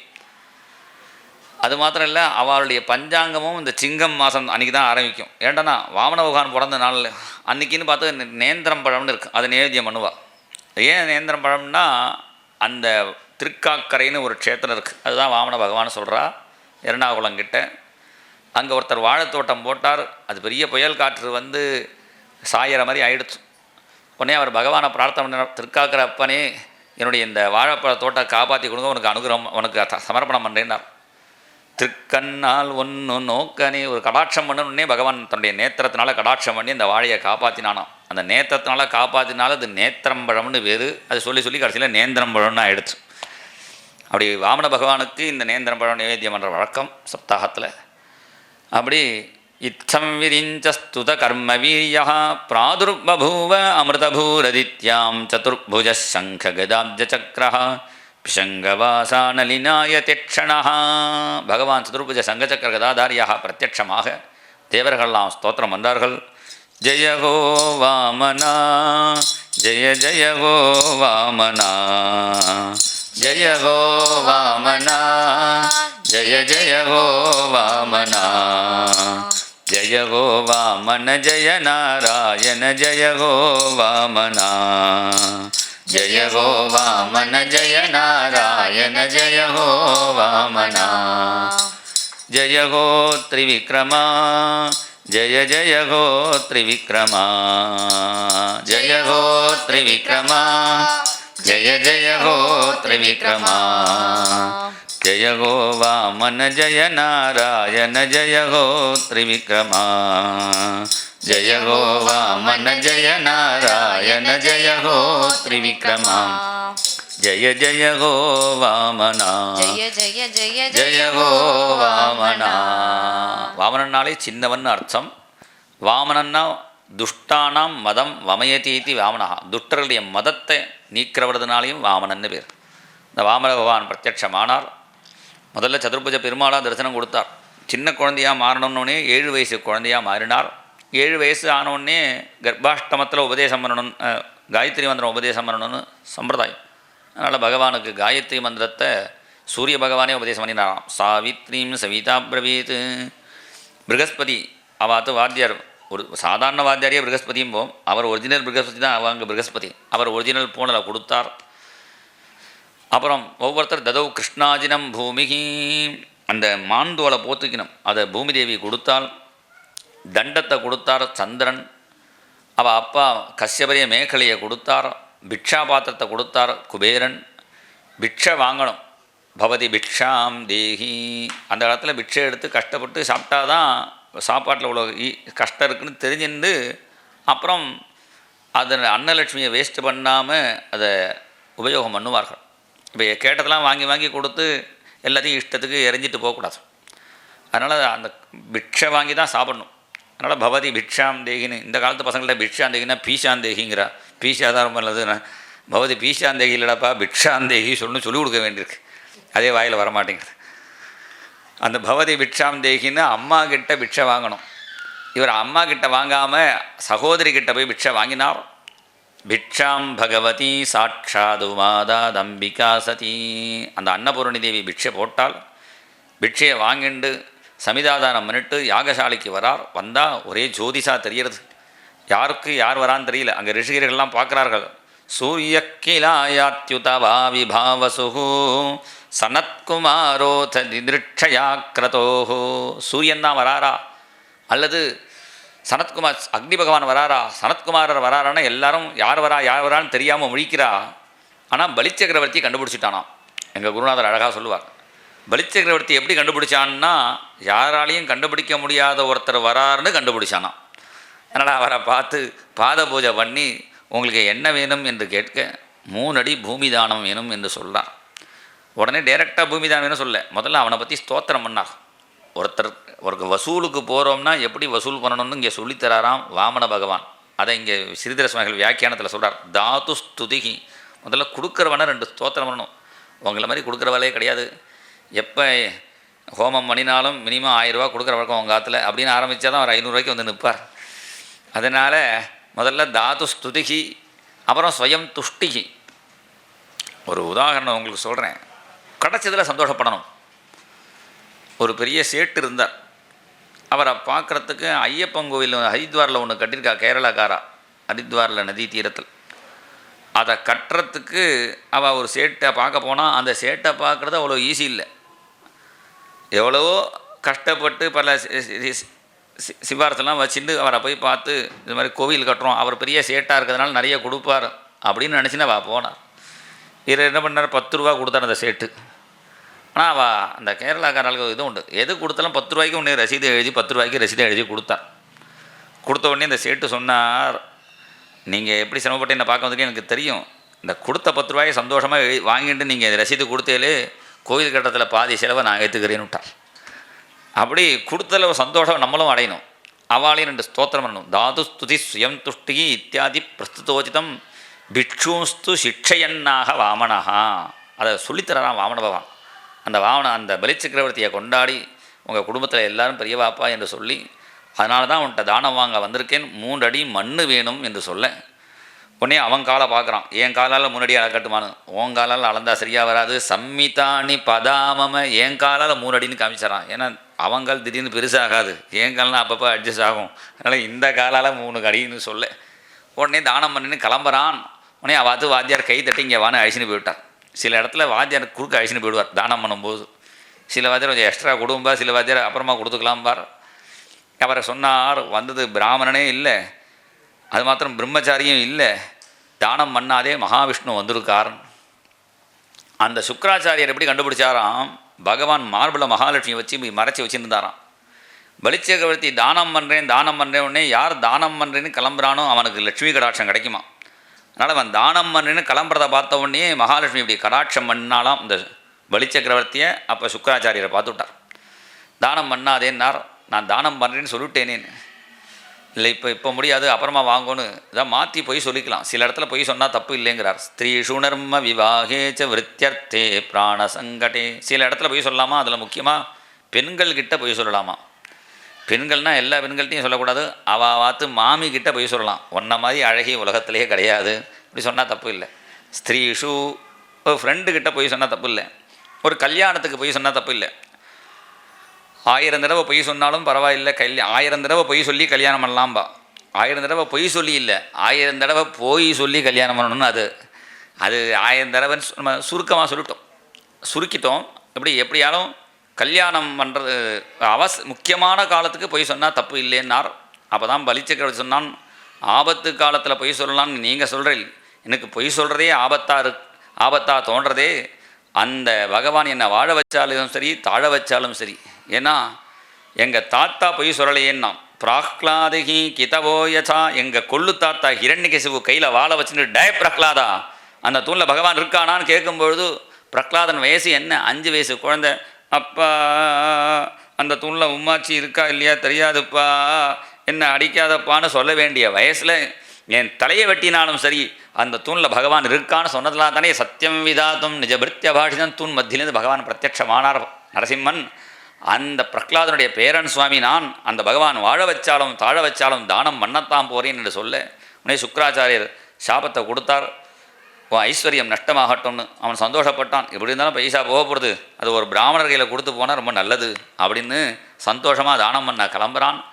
கிளம்பின உடனே தேவர்கள் பூ வச்சுருந்தாலாம். யாருக்கு போடுறதுக்குன்னா வாமனனுக்கு போடணும்னு வச்சுருந்தா கடைசியில் வாமனனுக்கு போடலையாம். எல்லா பூவையும் பலிச்சக்கரவர்த்திக்கு போட்டாலாம். ததா அசுரேந்திரம் திவி தேவதாகணாக. பகவான்னு தெரிஞ்சும் தைரியமாக தானம் பண்ணுறானேன்னு. அவன் தானம் பண்ணுறது ஆச்சரியம் இல்லை. ஹிரண்யகர்ப்பம் தீர்த்தம் போடுறதுக்கு ஒரு மாமி கிடச்சாலே, இந்த எல்லாத்தையும் தானம் பண்ணால் எல்லாத்தையும் மனைவி கொஞ்சம் எடுத்து வச்சுக்கோம்பா எல்லா மாமியும். அப்படி இல்லாமல் தானம் போட்டாலே சித்திரம் சித்திரம் சகலமபிச பிரார்ப்பயத்தோய பூர்வம் விந்தியாவல்யா நிஜதைதயா தத்தபாத்தியாய துப்யம். அன்றைக்கி விந்தியாவளி தீர்த்தம் போட்டாலே எப்படி இருந்ததுன்னு கேட்டார் பட்டத்திரி குருவாயூரவனை பார்த்து. அன்றைக்கி அவள் போட்ட தீர்த்தம் இன்றைக்கி என் கால் குலுகுலுன்னு இருக்குது, கை குலுகுலுன்னு இருக்குன்னுறான். ஏன்னா அந்த தீர்த்தத்தை விட்டு தானே கொடுப்பா. அப்படி தீர்த்தத்தை வாங்கின்ற பகவான் அடுத்த க்ஷணம் தத் வாமனம் ரூபம் அவர்த்தத அத்புதம் கிடுகிடுன்னு வளர ஆரம்பித்தார். ஒரு காலால் வலது காலால் பூமியை அளந்தார், இடது காலை தூக்கினார்.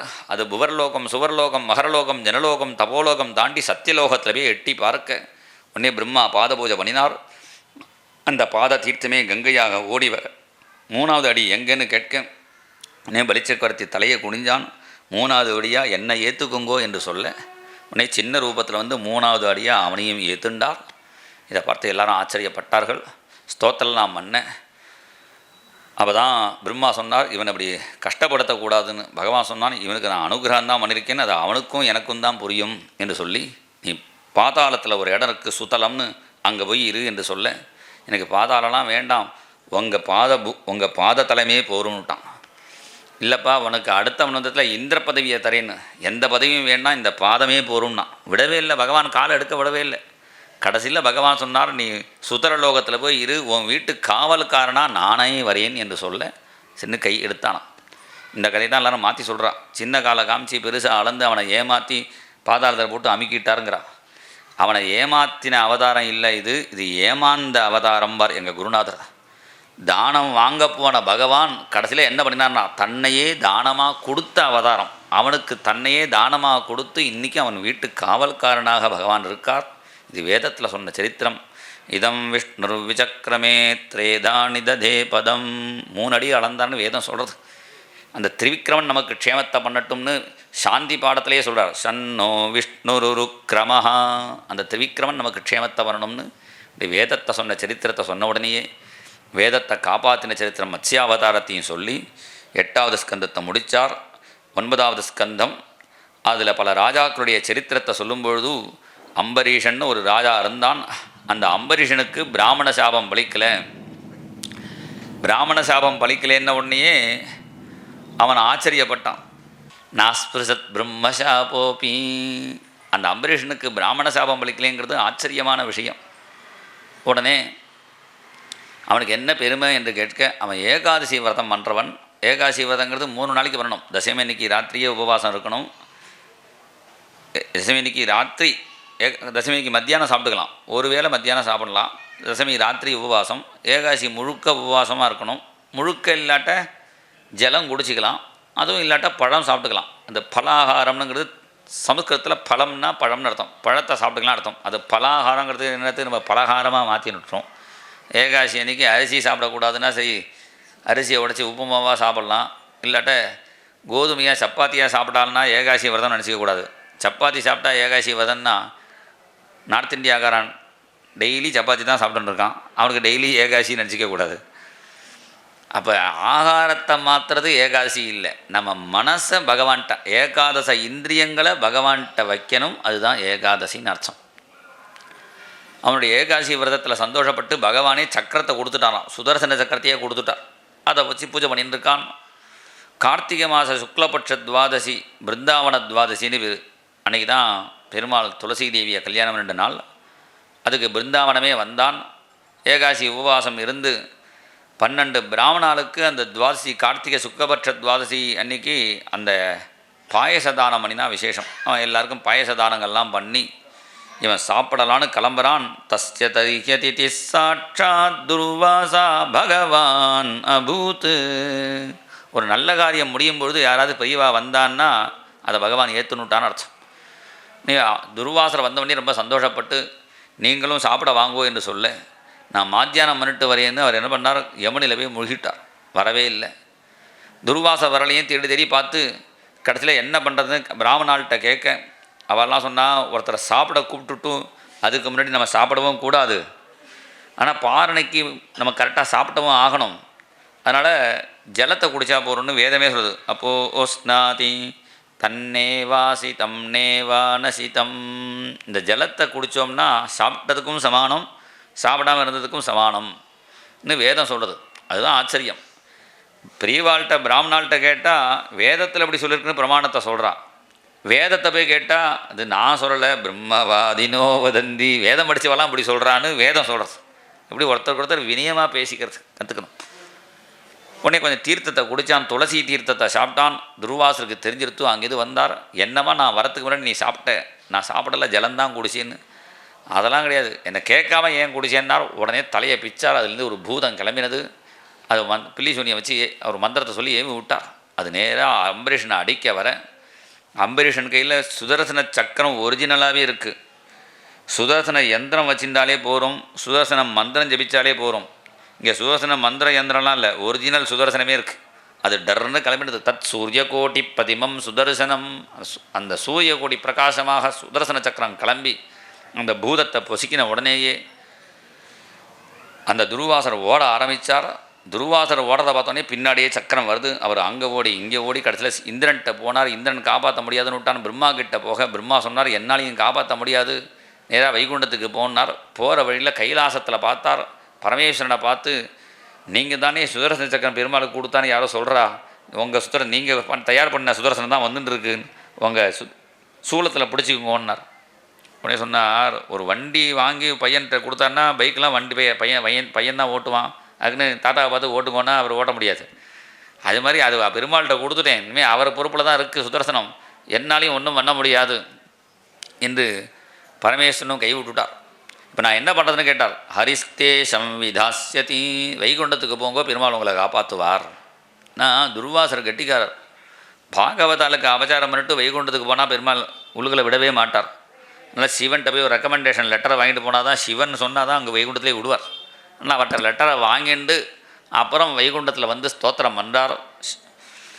கிருஷ்ண கிருஷ்ணா முகுந்தா ஜனார்தனா, கிருஷ்ண கோவிந்த நாராயண ஹரே, அச்சுதானந்த கோவிந்த மாதவா, சச்சிதானந்த நாராயண ஹரே, கிருஷ்ண கிருஷ்ண முகுந்தா ஜனார்தனா, கிருஷ்ண கோவிந்த நாராயண ஹரே, அச்சுதானந்த கோவிந்த மாதவா, அச்சுதானந்த கோவிந்த மாதவா, சச்சிதானந்த நாராயண ஹரே, சச்சிதானந்த நாராயண ஹரே, கிருஷ்ண கிருஷ்ண முகுந்தா ஜனார்தனா, கிருஷ்ண கிருஷ்ண முகுந்தா ஜனார்தனா, கிருஷ்ண கோவிந்த நாராயண ஹரே, கிருஷ்ண கோவிந்த